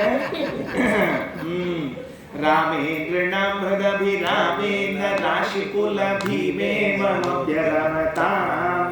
ರಾಮ ಅಂತ ಮೊದಲನೇ ಸರ್ತಿ ಕರೆದ್ರಲ್ಲ, ಅದು ಏನು ಆನಂದ ಆಯ್ತು ರೀ ಎಲ್ಲರ. ರಾಮೋ ವಿರಾಮೋ ವಿರಜೋ ಮಾರ್ಗೋ ನಿಯೋ ನಯೋ ನಯಃ. ಎಂಥ ನಾಮ ಇಲ್ಲ, ರಾಮನಾಮ ಅಂದ್ರೆ ಅದ್ಭುತವಾದ ರಾಮನಾಮ. ಅದರಂಥ ಸ್ವೀಟಷ್ಟು ಸಿಹಿಯಾದದ್ದು ಇನ್ನೊಂದಿಲ್ಲ. ವಿಶ್ವಾಮಿತ್ರಂದ್ರು ತಪ್ಪಾತವ ರಾಮ, ಕ್ಷಮಾ ಮಾಡೋ ರಾಮ. ಯಾಕೆ ಆ ಹೆಸರಿಗೆ ಇಷ್ಟೊತ್ತು ಹೇಳಿದ್ರೆ ಎಷ್ಟು ಪುಣ್ಯ ಸಂಪಾದನೆ ಮಾಡ್ತಿದ್ನೋ ಗೊತ್ತಿಲ್ಲ. ಊರು ಬಿಟ್ಟಾಗಿಂದ ರಾಮ ರಾಮ ರಾಮ ರಾಮ ರಾಮ ರಾಮ ಅನ್ಕೊಂಡು ಬಂದಿದ್ರೆ ಎಷ್ಟು ಪುಣ್ಯ ಬರ್ತಿತ್ತೋ ಏನೋ. ತಪ್ಸ್ಕೊಂಡೆಲ್ಲ ಈಗ ಮೊದಲನೇ ಸರ್ತಿ ರಾಮ ಅನ್ನೆಲ್ಲ. ಅವತ್ತಿನಿಂದ ಕೊನೆ ತನಕನೂ ರಾಮ್ ರಾಮ್ ರಾಮ್ ರಾಮ್ ನಾಮ ಅಂತ ಇಟ್ಕೊಂಡ್ಬಿಟ್ರು ವಿಶ್ವಾಮಿತ್ರ. ಅಂತ ಅದ್ಭುತವಾದ ಘಟನಾ. ಮರುದಿವ್ಸ ಆ ಕಡೆ ಹೋದ್ರಿ ಪಾಪ, ಮಲ್ಕೊಂಡಿದ್ರು. ವಿಶ್ವಾಮಿತ್ರಿಗೆ ಹಾಸಿಗೆ ಚಾಪೆ ಎಲ್ಲೇ ಮಲ್ಕೊಂಡ್ರು. ನೋಡ್ರಿ, ನಿಶ್ಚಿಂತೆ ಇದ್ದ ಪುರುಷ ಸಂತ್ಯಾಗ ಸೈಡ್ ಇದ್ದು ಬಂತು. ಅದಕ್ಕೆ ಕೆಲವರು ನಮ್ಮ ಪುರಾಣದಾಗ ಮಲ್ಕೊಂಡ್ರಂಗಿಲ್ಲ. ಆಚಾರ ಅಷ್ಟು ನಿಶ್ಚಿಂತೆ ನನಗೆ ಪುರಾಣಕ್ಕೆ ಬಂದ್ರೆ ಮತ್ತೆ ಕನ್ಫರ್ಮ್ ರೀ ಅವರಿಗೆ ಪುರಾಣ ಮುಗತಕ್ಕೆ ಎಚ್ಚರ ಆಗೋದೇ ಇಲ್ಲ ಅಂತ ಹೇಳಿ. ಆಚಾರ ಮಂಗಳಾರತಿ ಗಟ್ಟಿ ಬರ್ತಾರಲ್ಲ, ತಳ್ಳಕ್ಕೆ ಎಚ್ಚರ ಆಗ್ತದೆ. ಅದನ್ನ ಟೆಸ್ಟ್ ಮಾಡ್ಲಿಕ್ಕೆ ಹಿಂಗೆ ಹೇಳ್ತಾ ಈಗ ಬರ್ತದೆ, ಟೆಸ್ಟ್ ಮಾಡ್ಲಿಕ್ಕೆ ಹಿಂಗೆ ಹೇಳಿದ್ರು. ಮಲ್ಕೊಂಡ್ರು, ಎದ್ರಪ್ಪ. ಎದ್ದು ರಾಮ ಇನ್ನೂ ಮಲಗಿದ್ದರಿ. ರಾಮ ಮಲಗಿದಾಗ ಇವ್ರಿಗೇನು ಅನ್ನಿಸ್ತೀವಿ ಅಂದ್ರೆ ರಾಮನ ಎಬ್ಬಿಸ್ಬೇಕು ಅಂತ ಇಚ್ಛಾ ಬಂತು.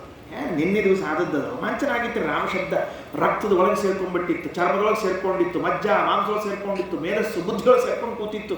ಬಂದರು ನೋಡಿದ್ರು, ಎಬ್ಬಿಸ್ಬೇಕಲ್ಲ. ಹೆಂಗೆ ಎಬ್ಬಿಸ್ಬೇಕು ರಾಮನ್ನ? ಕೌಸಲ್ಯ ಸುಪ್ರಜಾ ರಾಮ. ಇದು ವಿಶ್ವಾಮಿತ್ರರು ಹೇಳಿದ ಶ್ಲೋಕ. ಇದು ಯಾರೋ ಅವರಲ್ಲ ಹೇಳಿದ, ಮತ್ತೆ ರಿಕಾರ್ಡ್ ಮಾಡಿರಲ್ಲ, ಟೇಪ್ ರಿಕಾರ್ಡ್ ಅವರಲ್ಲ ಮತ್ತೆ ಹೇಳಿದ್ರೆ ವಿಶ್ವಾಮಿತ್ರ ಶ್ಲೋಕ. ಅದು ಗೊತ್ತಿಲ್ಲ ನಮಗೆ ಯಾರು ಅಂತ ತಿಳ್ಕೊಂಡು ವಾಲ್ಮೀಕಿ ರಾಮಾಯಣದಲ್ಲಿ ವಾಲ್ಮೀಕಿಗಳು ದಾಖಲೆ ಮಾಡಿಟ್ಟಾರೆ.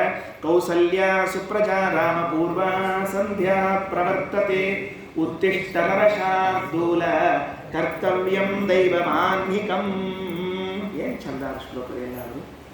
ಅಂದ್ರೆ ರಾಮನ ಎಬ್ಬಿಸ್ಲಿಕ್ಕೆ ಏನು ಹೇಳ್ಬೇಕು? ರಾಮ ಹೇಳಬೇಕು, ಕೌಸಲ್ಯ ಸುಪ್ರಜಾ ಅನ್ಬೇಕು. ಶಬ್ದ ಏನದ?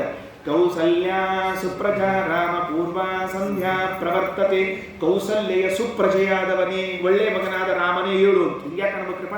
ಅದಕ್ಕೊಬ್ಬರು ಹಿರಿಯ ಹೇಳ್ತಿರ್ಬೇಕ್ರಿ. ಏನಾಗಿತ್ತು ವಿಶ್ವಾಮಿತ್ರರಿಗೆ ಅನಿಸ್ತಂತ? ಏನು ಅನಿಸ್ತು? ಈ ಕೂಸು ಇವತ್ತಿಲ್ಲಿ ಮಲ್ಕೊಂಡದ, ದಿವಸ ಎಲ್ಲಿ ರೂಮ್ನೇ ಮಲ್ಕೊಂಡಿರ್ತಿದ್ದಲ್ಲ ಅರಮನೆಯೊಳಗೆ, ಎಬ್ಬಿಸ್ಲಿಕ್ಕೆ ಯಾರು ಬರ್ತಿದ್ರು? ಫಸ್ಟು ಕೌಸಲ್ಯ ಬರ್ಸಿದ್ರು. ಏನು ದುಃಖ ಆತ್ರಿ ಅವರಿಗೆಲ್ಲರ. ಅಯ್ಯೋ ಪಾಪ ತಾಯಿ ತನ್ನ ಮಗನ ಎಬ್ಬಿಸ್ಬೇಕು ಅಂತ ಇಷ್ಟೊತ್ತಿಗೆ ದಿವಸ ಬರ್ತಿದ್ಲು. ಆಕೆ ಎಬ್ಸಿದ ಕೂಡಲೇ ರಾಮಚಂದ್ರ ಫಸ್ಟ್ ತಿರುಗಿ ಅಮ್ಮ ಅಂತ ಮುಖ ನೋಡ್ತಿದ್ದ.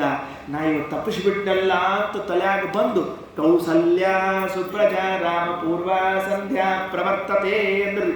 ಆ ತಾಯಿಯಿಂದ ಮಗನ ಬಿಡಿಸಿದ್ದೇನು ಅಂತ ಒಳಗೆ ಸಂಕಟ ಅವರಿಗೆ, ವಿಶ್ವಾಮಿತ್ರರಿಗೆ. ಅದಕ್ಕೆ ಕೌಸಲ್ಯ ಸುಪ್ರಜಾ ರಾಮ ಅಂತ ಕರೆದ್ರು.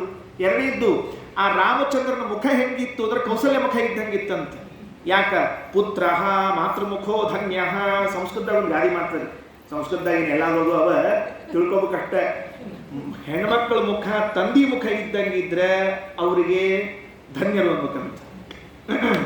ತಾಯಿ ಮುಖ ಇದ್ದಂಗೆ ಮಕ್ಕಳ ಮುಖ, ಗಂಡು ಮಕ್ಕಳ ಮುಖ ಇತ್ತಂದ್ರೆ ಅವ್ರು ಧನ್ಯರು ಅನ್ಬೇಕಂತ.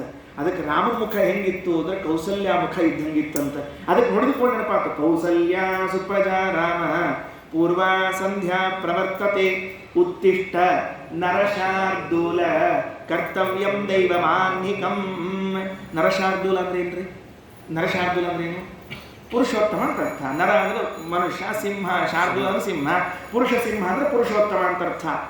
ಸಂಸ್ಕೃತದೊಳಗೆ ಪ್ರಾಣಿವಾಚಕ ಪದಗಳು ಪುರುಷವಾಚಕ ಪದ ಜೊತೆಗೆ ಸೇರಿದರೆ ಶ್ರೇಷ್ಠವಾಚಕ ಆಗ್ತಾವ ಅಂತ ಒಂದು ನಿಯಮ. ಪ್ರಾಣಿವಾಚಕ ಯಾವುದು ಹೇಳೋಣ ಅಂತ. ಪುರುಷ ಋಷಭ ಅಂತದ ಶಬ್ದ. ಪುರುಷ ಪ್ಲಸ್ ಋಷಭ. ಋಷಭ ಅಂದ್ರೆ ಏನು? ಎತ್ತು ಅಂತ ಅರ್ಥ. ಪುರುಷ ಅಂದ್ರೆ ಮನುಷ್ಯ ಅಂತ ಅರ್ಥ. ಈ ಮನುಷ್ಯ ಎತ್ತು ಕೂಡಿಸಿದ್ರೆ ಎತ್ತು ಮನುಷ್ಯ ಅಂತ ಅರ್ಥ. ಅದಕ್ಕೆ ಅಲ್ಲ, ಪುರುಷ ಶ್ರೇಷ್ಠ ಅಂತ ಅರ್ಥ. ಹಂಗಾರೆ ಪುರುಷೋತ್ತಮ, ಪುರುಷ ಋಷಭ ಇದ್ದಂಗೆ ಪುರುಷ ಸಿಂಹ ಅಂತ ಕರಿತಿರ್ತಾರೆ. ಹಂಗೆ ಕರೆದ್ರೆ ಏನು ಅಂದ್ರೆ ವಿಶ್ವಾಮಿತ್ರ ಹಂಗೆ ಕರೀಲಿ. ನರಶಾರ್ದೂಲ. ಶಾರ್ದೂಲ ಅಂದ್ರೆ ಪ್ರಾಣಿ. ಸಿಂಹ ಅಂತ ಇಟ್ಕೊಳ್ರಿ, ಹುಲಿ ಅಂತ ಇಟ್ಕೊಳ್ರಿ. ಅದು ಹುಲಿಯೋ ಸಿಂಹೋ. ಪ್ರಾಣಿ ಅಂತ ಅನ್ನೋದು ಒಂದು ಅಗಳ್ರಿ. ಅದು ಒಂದು ಅಗಳು ಹೆಚ್ಚಿಕೊಂಗಿಲ್ಲ, ಎಲ್ಲ ಅಗಳು ಹೆಚ್ಚಬೇಕು. ಅಂದ್ರೆ ಭಗವಂತನ ದಶಾವತಾರಗಳಲ್ಲಿ ಪ್ರಾಣಿ ಅವತಾರ ಮಾಡಿದ್ಯಾವಷ್ಟು ಶಾರ್ದೂಲ ಶಬ್ದದ ಕರೆದ್ರಿ ಅವರು. ಮತ್ಸ್ಯಾಯ ನಮಃ, ಕೂರ್ಮಾಯ ನಮಃ, ವರಾಹಾಯ ನಮಃ, ನರಸಿಂಹಾಯ ನಮಃ. ಅವೇನು ಮತ್ಸ್ಯ ಕೂರ್ಮವು ನೋಡ್ರಿ, ಅವೆಲ್ಲ ಈ ಶಾರ್ದೂಲ ಶಬ್ದದಿಂದ ತಗೋಬೇಕ್ರಿ. ಇನ್ನು ನರ ಅಂತೇನು ನೋಡ್ರಿ, ಅದಕ್ಕೆ ಭಾರ್ಗವ, ವಾಮನ, ಕೃಷ್ಣ, ರಾಮ, ಬುದ್ಧ, ಕಲ್ಕಿ ಇವನ್ ತಗೋಬೇಕ್ರಿ. ಇವು ನರ ಶಬ್ದ ಮನುಷ್ಯಾಕಾರದ್ದು, ಶಾರ್ದೂಲ ಶಬ್ದ ಪ್ರಾಣ್ಯಾಕಾರದ್ದು, ನರಶಾರ್ದೂಲ ಕೂಡಿದ್ದು ನರಸಿಂಹಾಕಾರದ್ದು. ದಶಾವತಾರ ಸ್ತೋತ್ರ ಮಾಡಿದರೆ ಉತ್ತಿಷ್ಠ ನರಶಾರ್ದೂಲ ಕರ್ತವ್ಯಂ ದೈವ ಮಾನ್ಹಿಕಂ. ಆ ವಿಶ್ವಾಮಿತ್ರ ಚಿಂತನೆ ಎಷ್ಟು ಚಂದ ನೋಡ್ರಿ. ಕೌಸಲ್ಯ ಸುಪ್ರಜಾ ರಾಮ ಪೂರ್ವ ಸಂಧ್ಯಾ ಪ್ರವರ್ತತೆ ಉತ್ತಿಷ್ಠ ನರಶಾರ್ದೂಲ ಕರ್ತವ್ಯಂ ದೈವ ಮಾನ್ಹಿಕಂ. ಸಂಧ್ಯಾ ನೋಡ್ಕೈ ಹೇಳಂದ್ರೆ ರಾಮ ಕರ್ಕೊಂಡು ಹೋಗಿ ಮುಂದೆ ಯಜ್ಞ ಎಲ್ಲ ತುಂಬಿಟ್ಕೊಳ್ರಿ. ರಾಮಾಯಣ ಮತ್ತೊಮ್ಮೆ ಹೇಳಿಸ್ರಿ, ಯಾರ ಕಡೆಯಿಂದ? ಆಚಾರ ಕಡೆಯಿಂದ. ತಿಳಿತಿಲ್ಲೋ? ಭಾಗವತ ಆಗಿದೆ, ನೆಕ್ಸ್ಟ್ ರಾಮಾಯಣ ಆಗಲಿ. ಇನ್ನು ಜೋಳಕಾಂಡ ಮನ್ಯಾಗ ರಾಮಾಯಣ ಬಂದ ಆ ಭಾಗವತ ಹೇಳಿದ್ದೆ. ನೀವು ರಾಮಾಯಣ ಹೆಂಗಿದೆ ಅಲ್ಲೇ ರಾಮಾಯಣ ಶುರು ಆಗ್ಬಿಟ್ರೆ ಅದಕ್ಕೆ ರಾಮಾಯಣ ಇರಿ ಅಂತೂ ಹಿಂಗಾಯ್ತು. ಆಮೇಲೆ ವಿಶ್ವಾಮಿತ್ರ ಕರ್ಕೊಂಡು ಹೋದದ್ದು ಎಲ್ಲಿ ಹೋಯಿತು ಅಂದರೆ ಜನಕ ಮಹಾರಾಜನ ಊರಿಗೆ ಹೋದ್ರು. ಸೀತಾ ಕಲ್ಯಾಣ ತನಕ ಹೇಳಿ ನಿಲ್ಲಿಸ್ಬೇಕು ಅಂತ ಇಟ್ಕೊಂಡಿನಿ. ಅಷ್ಟು ಹೇಳಿ ಮುಗಿಸ್ತೀನಿ ರಾಮನ ಕಥೆ. ಅಂದರೆ ಬಾಲಕಾಂಡದ ಕಥೆ, ಸೀತಾ ಕಲ್ಯಾಣ, ಪರಮಂಗಳ ಅನ್ನೋದಕ್ಕೆ ಹೇಳಿ ಹೊರಟಿದ್ದೀನಿ. ಆತು ಮುಂದೆ ಸುಬಾಹು ಸುಬಾಹುವನ್ನು ಕೊಂದ. ಮಾರೀಚರನ್ನು ಕೊಲ್ಲಿಲ್ಲ ರಾಮಚಂದ್ರ. ಯಾಕಂದ್ರೆ ಮುಂದೆ ಬೇಕಾಗಿದ್ದವ, ಇನ್ನು ರಾಮಾಯಣಕ್ಕೆ ಉಳಿಸಿದ್ರು. ಅಲ್ಲಿಂದ ಜನಕರಾಜನ ಊರಿಗೆ ಹೋದ್ರು. ನಡುವ ಅಹಲ್ಯ ಉದ್ಧಾರ ಎಲ್ಲ ಕಥೆಗಳಾಗಿವೆ. ಜನಕರಾಜನ ಊರಿಗೆ ಹೋದರು. ಒಬ್ಬರು ಕೀರ್ತನಕಾರ ಕಥೆ ಹೇಳ್ತಿದ್ರು. ಅಷ್ಟೇ, ಸುಮ್ಮನೆ ಹೇಳ್ತೀನಿ, ನೆನಪಿರ್ಲಿ ಏನಂತ ಹೇಳಿ. ಬಾಲಕರು ಗೊತ್ತಿರ್ಬೇಕು ಏನಂತ. ಈ ಕೌಸಲ್ಯನ ಉದ್ಧಾರ ಮಾಡಿ ಆಮೇಲೆ ಮುಂದೆ ಜಾನಕಿ ಊರಿಗೆ ಹೋಗಿದ್ದಂತ, ಮಿಥಿಲಾಪಟ್ಟಣಕ್ಕೆ ಹೊಂಟಿದ್ನಂತ. ಊರೊಳಗೆ ಪ್ರವೇಶ ಮಾಡಬೇಕು ಅನ್ನೋ ಹೊತ್ತಿಗೆ ಊರು ಹೊರಗೆ ಎಲ್ಲ ಆಚಾರ ಮಗಿ ನಿಂತಿದ್ರಂತೆ. ಇಷ್ಟಿಷ್ಟು ಲಟ್ಟು ಜುಟ್ಟು ಸ್ವಚ್ಛ ತಲೆಗೊಳಿಸ್ಕೊಂಡಿರೋಣ, ಗೋಪಿಚಂದ್ರ ಎಲ್ಲ ಹಚ್ಕೊಂಡು ನಿಂತು ಬಿಟ್ಟಾರೆ. ರಾಮ ಬರ್ಲಿಕ್ಕತ್ತಾನ. ವಿಶ್ವಾಮಿತ್ರರು, ರಾಮ, ಲಕ್ಷ್ಮಣ ಎಲ್ಲ ಬರ್ಲಿಕ್ಕತ್ತಾರ. ಆಚಾರ ಒಬ್ಬೊಬ್ಬರು ಒಂದೊಂದು ಕೈಯಾಗ ಇಂತಿಂತ ಕಲ್ಲು ಹಿಡ್ಕೊಂಡು ನಿಂತಿದ್ರಂತೆ. ಇಂತಿಂತ ಕಲ್ಲು ಹಿಡ್ಕೊಂಡು ನಿಂತ. ಬಾ ನೀನು ರಾಮ ನೋಡ್ಕೋತೀವಿ ನಿನ್ನ ಅಂತಕೊಂಡು ಗಾಬರಿ ಆಗ್ಬಿಡ್ತೀವಿ ರಾಮಗೆ. ರಾಮಂದ ಲಕ್ಷ್ಮಣ ಕೇಳಪ್ಪ, ಆಚಾರ ಮಂದೆಲ್ಲ ಕೈಯಾಗ ಕಲ್ಲು ಹಿಡ್ಕೊಂಡು ನಿಂತಾರ, ಒಳಗೆ ಬರ್ಲಿಕ್ಕೆ ಬಿಡ್ತಾರೋ ಎಲ್ಲ ಹೊಡೆದಿದ್ದಾರ ನೋಡಿ ಕೇಳಿ ಹೋಗು ಅಂತ. ಲಕ್ಷ್ಮಣನಲ್ಲಿ ಹೋಗಿ ಎಲ್ಲ ಬ್ರಾಹ್ಮಣ, ಏನಪ್ಪ ಕಲ್ಪಲ್ಲಿ ಹಿಡ್ಕೊಂಡು ನಿಂತೀರಿ, ನಮ್ಮ ಅಣ್ಣನ ವಿಶ್ವಾಮಿತ್ರ ಒಳಗೆ ಬಿಡ್ತೀರೋ ಇಲ್ಲೋ? ವಿಶ್ವಾಮಿತ್ರ ಒಳಗೆ ಕಳಿಸ್ತೀವಿ, ನಿಮ್ಮ ಅಣ್ಣ ಒಳಗೆ ಕಳಿಸಂಗಿಲ್ಲ. ಯಾಕೆ ಏನಾಗಿದೆ? ನಿಮ್ಮ ಅಣ್ಣ ಒಳಗೆ ಹೋಗ್ಬೇಕಾದ್ರೆ ನಮ್ದೊಂದು ಕರಾರ ಒಪ್ಕೋಬೇಕು. ಏನು ಒಪ್ಕೋಬೇಕು? ಈ ಕಲ್ಲವಲ್ಲ ಎಲ್ಲ ಈ ಕೆಳಗಿಡ್ತೀವಿ, ಅಷ್ಟು ಕಲ್ಲು ತುಳಿದು ಹೋಗ್ಬೇಕವ ಅಂತ. ಯಾಕೆ? ಕನ್ಯಾ ಸಿಗುವಲ್ವಾಗ್ಯಾವ ಲಗ್ನ. ನಿಮ್ಮ ಅಣ್ಣ ಇನ್ನೂ ಮಣ್ಣೊಂದು ಕಲ್ಲು ತುಳಿದು ಹೆಣ್ಣು ಮಾಡಿದ್ನಂತಲ್ಲ, ಅದಕ್ಕೆ ಒಟ್ಟು ತುಳಿ ಅಂತ ಹೇಳು, ಕನ್ಯಾ ಹಾಕ್ತಾರೆ ಲಗ್ನ ಮಾಡ್ಕೊಂಡು ಒಳಗೆ ಹೋಗ್ತೀವಿ ಏನಂತೆ. ಹೆಂಗದ ನೋಡ್ರಿ ಪರಿಸ್ಥಿತಿ. ಹೋದ್ರಿಪ್ಪ, ಹೋದ್ರು. ಹಿಂದಿನ ದಿವಸ ರಾವಣ ಬಂದು ಹೋಗಿದ್ನಂತ್ರಿ. ರಾವಣ ಹಿಂದಿನ ದಿವಸ ಬಂದು ಬಿಲ್ಲಿ ಎತ್ತಬೇಕು ಅಂತ ಟ್ರೈ ಮಾಡಿ ಆಗ್ಲಾರ್ದು ಬಿದ್ದು ಹೋಗಿದ್ದ. ಮರುದಿವಸ ರಾಮಚಂದ್ರ ಬಂದು ಕೂಡ ಜನಕ ಮಹಾರಾಜ ಅನ್ನಂತ ಸುಳ್ಳ ಪ್ರತಿಜ್ಞೆ ಮಾಡಿದ್ನಲ್ಲ ನಾನು ಅನ್ನಂತ. ಏನು ಪ್ರತಿಜ್ಞೆ? ಈ ಬಿಲ್ ಹಿಂದೆ ಎತ್ತಿ ಯಾರು ಹಗ್ಗ ಕಟ್ತಾರೋ ಅವರಿಗೆ ನನ್ನ ಮಗಳು ಲಗ್ನ ಮಾಡಿಕೊಡೋದು ಅಂತ ಪ್ರತಿಜ್ಞೆ ಮಾಡಿದೆ. ಈ ಕೂಸು ಎಷ್ಟು ಚಂದದ ಈ ರಾಮಚಂದ್ರ, ನಮ್ಮ ಮಳೆ ಆಗ್ಲಿಕ್ಕೆ ಇವನ ಚಂದ ಇದ್ದಾನೆ, ಸುಳ್ಳ ಪ್ರತಿಜ್ಞೆ ಮಾಡಿಬಿಟ್ಟು ಈ ಕೂಸಿಗೆ ಎತ್ತಲಿಕ್ಕೆ ಆಗಲಿಲ್ಲ ಅಂದ್ರೆ ಏನು ಮಾಡ್ಬೇಕಿನ್ನ ಅಂತ ಹೇಳಿ ವಿಶ್ವಾಮಿತ್ರಿಗೆ ಹೋಗಿ ಹೇಳಿದಂತೆ. ವಿಶ್ವಾಮಿತ್ರ ಏನು ಹಿಂಗೆ ಪ್ರತಿಜ್ಞೆ ಮಾಡಿಬಿಟ್ಟು ಏನು ಮಾಡ್ಬೇಕೆ ಬಿಡ ಕೋಣಿ ತಲೆಗೆ ಶೋಕ್ ಹೋಗ್ಬೇಡ ಅಂದರು.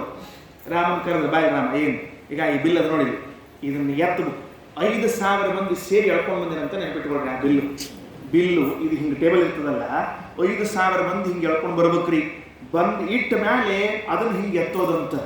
ಒಬ್ಬೊಬ್ರು ಪಾಪ ಬಂದವರು ಎತ್ತಲಿಕ್ಕೆ ಹೋಗಿ ಬಿದ್ದು ಮುಕುರ್ಸ್ಕೊಂಡು ಹೊಡಿಸ್ಕೊಂಡು ಯಾರೂ ಎತ್ತಿರಲಿಲ್ಲ. ಕೊನೆಗೆ ರಾಮಚಂದ್ರ ಬಂದ.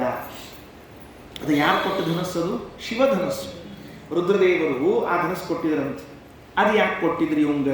ಅದು ಮತ್ತೆ ಕಥೆ ಅದಕ್ಕೊಂದು ರಾಮಾಯಣ ಬ್ಯಾಡ ಭಾಗವತ್ ಮುಗಿಸೋಣ ಇರಲಿ.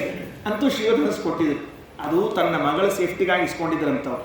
ನನ್ನ ಮಗಳು ಸೀತಾದೇವಿ ಬಹಳ ಸುಂದರ ಇದ್ದಾಳೆ, ಈ ರಾವಣ ಪಾವಣಿ ಇಂಥವ್ರು ಯಾರು ಹೊತ್ಕೊಂಡು ಹೋದ್ರೆ ಏನು ಮಾಡಬೇಕು, ಅದಕ್ಕೆ ಒಂದು ಸೇಫ್ಟಿ ಕೊಟ್ಟಿರಿ, ರಕ್ಷಣೆ ಕೊಟ್ಟಿರಿ ಅಂತ ಬಿಲ್ ಕೊಟ್ಟಿದ್ರಂತ.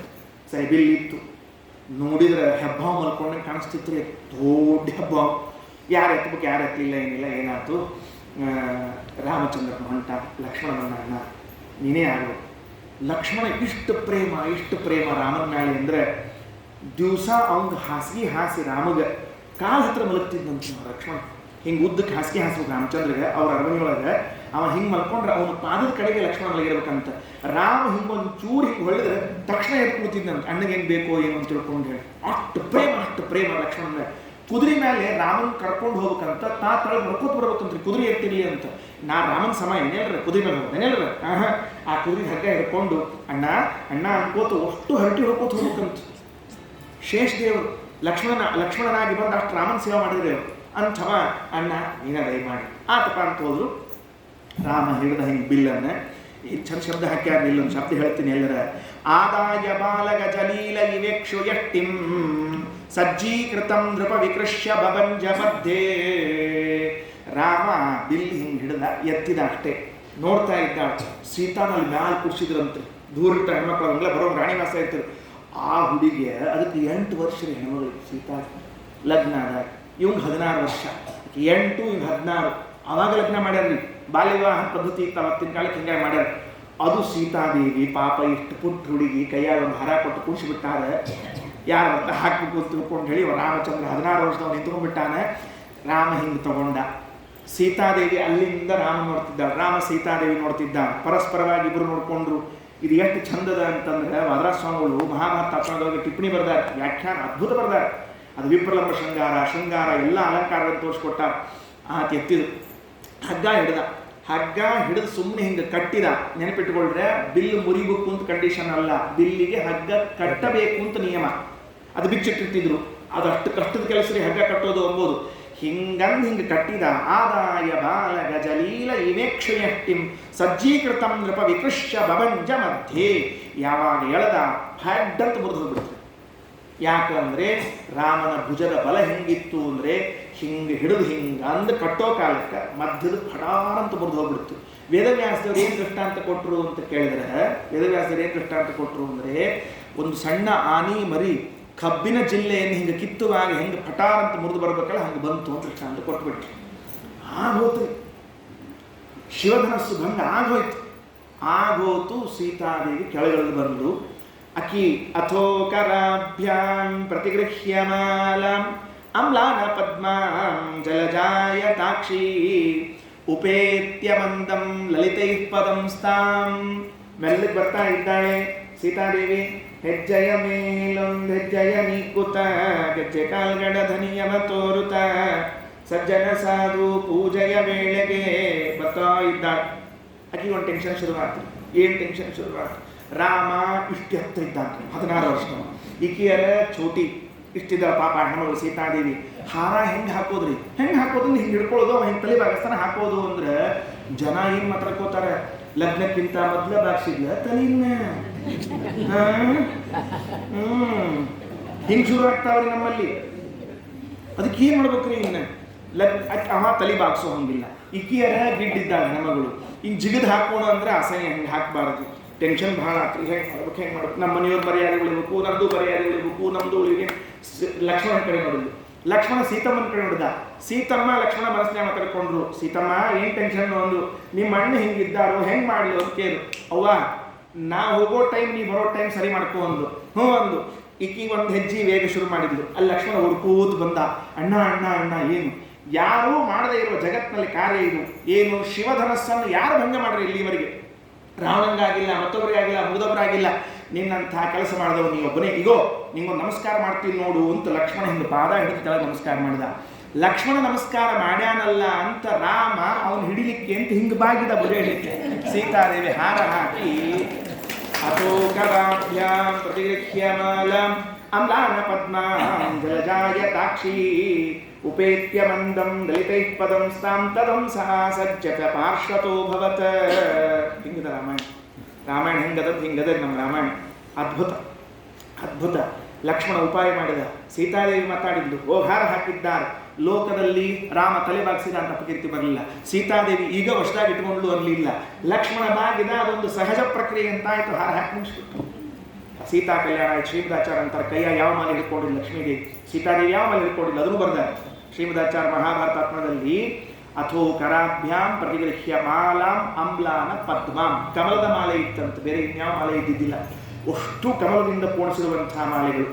ಎಲ್ಲ ಮಾಲೆಯಲ್ಲಿದ್ದ ಎಲ್ಲ ಕಮಲಗಳು ತಾಜಾ ತಾಜಾ, ಯಾವುದು ಬಾಡಿದ್ದು, ಒಂದು ಇದು ಹೋಗಿದ್ದು, ಪಕ್ಕಳೆ ಹೋಗಿದ್ದು, ಮತ್ತೊಂದಾಗಿದ್ದು ಇದ್ದಿದ್ದಿಲ್ಲ. ಅಂತಹ ಚಂದಿದ್ದನ್ನು ತೊಗೊಂಡು ಬಂದು ಹಾಕಿ ಲಕ್ಷ್ಮೀ ಸೀತಾದೇವಿ ವಿವಾಹ ಮಾಡಿಕೊಂಡ್ಲು ಅಂತ ಹಿಂಗ ರಾಮಾಯಣವನ್ನು ತಿಳಿಸಿಕೊಟ್ಟಿದ್ದಾರೆ. ಇದು ಬರೀ ಬಾಲಕಾಂಡದ ಕಥಿರಿ. ಇನ್ನು ಬಹಳ ಬೇರೆ ಬೇರೆ ಕಾಂಡವ. ಗುರುವರ್ಥೇ ತ್ಯಕ್ತ ರಾಜ್ಯೋ ವ್ಯಚರದನುವನಂ ಪದ್ಮಪದ್ಭ್ಯಾಂ ಪ್ರಿಯಾಯಾಗ ಪಾಣಿ ಸ್ಪರ್ಶ ಕ್ಷಮಾಭ್ಯಾಂ ರುಚಿತ ಪರಿಜೋ ಯೋ ಹರೀಂದ್ರಾನುಜಾಭ್ಯಾಂ ವೈರೂಪ್ಯಾತ್ ಶೂರ್ಪಣಖ್ಯಾ ಪ್ರಿಯ ವಿರಹರುಷಾರೋಪಿತ ಭ್ರೂ ವಿಜೃಂಭಗ ಶ್ರುತ್ವಾ ವಿರ್ಬದ್ಧ ಸೇತುಃ ಖಲದವದಘನಃ ಕೋಸಲೇಂದ್ರೋವತಾನ್ನಃ. ಶ್ರೀಕೃಷ್ಣಾರ್ಪಣಮಸ್ತು. ಅಕ್ಷಯಂ ಕರ್ಮ ಯಸ್ಮಿನ್ ಪರೇ ಸ್ವರ್ಪಿತಂ ಪ್ರಕ್ಷಯಂ ಯಾಂತೆ ದುಃಖಾನಿ ಯನ್ನಾಮತಃ ಅಕ್ಷರೋ ಯೋಜರಃ ಸರ್ವದೈವಾಮೃತಃ ಕುಕ್ಷಿಗಂ ಯಸ್ಯ ವಿಶ್ವಂ ಸದಾ ಜಾತಿ ಪ್ರೀಣಯಾಮೋ ವಾಸುದೇವಂ ದೇವತಾ ಮಂಡಲ ಪ್ರೀಣಯಾ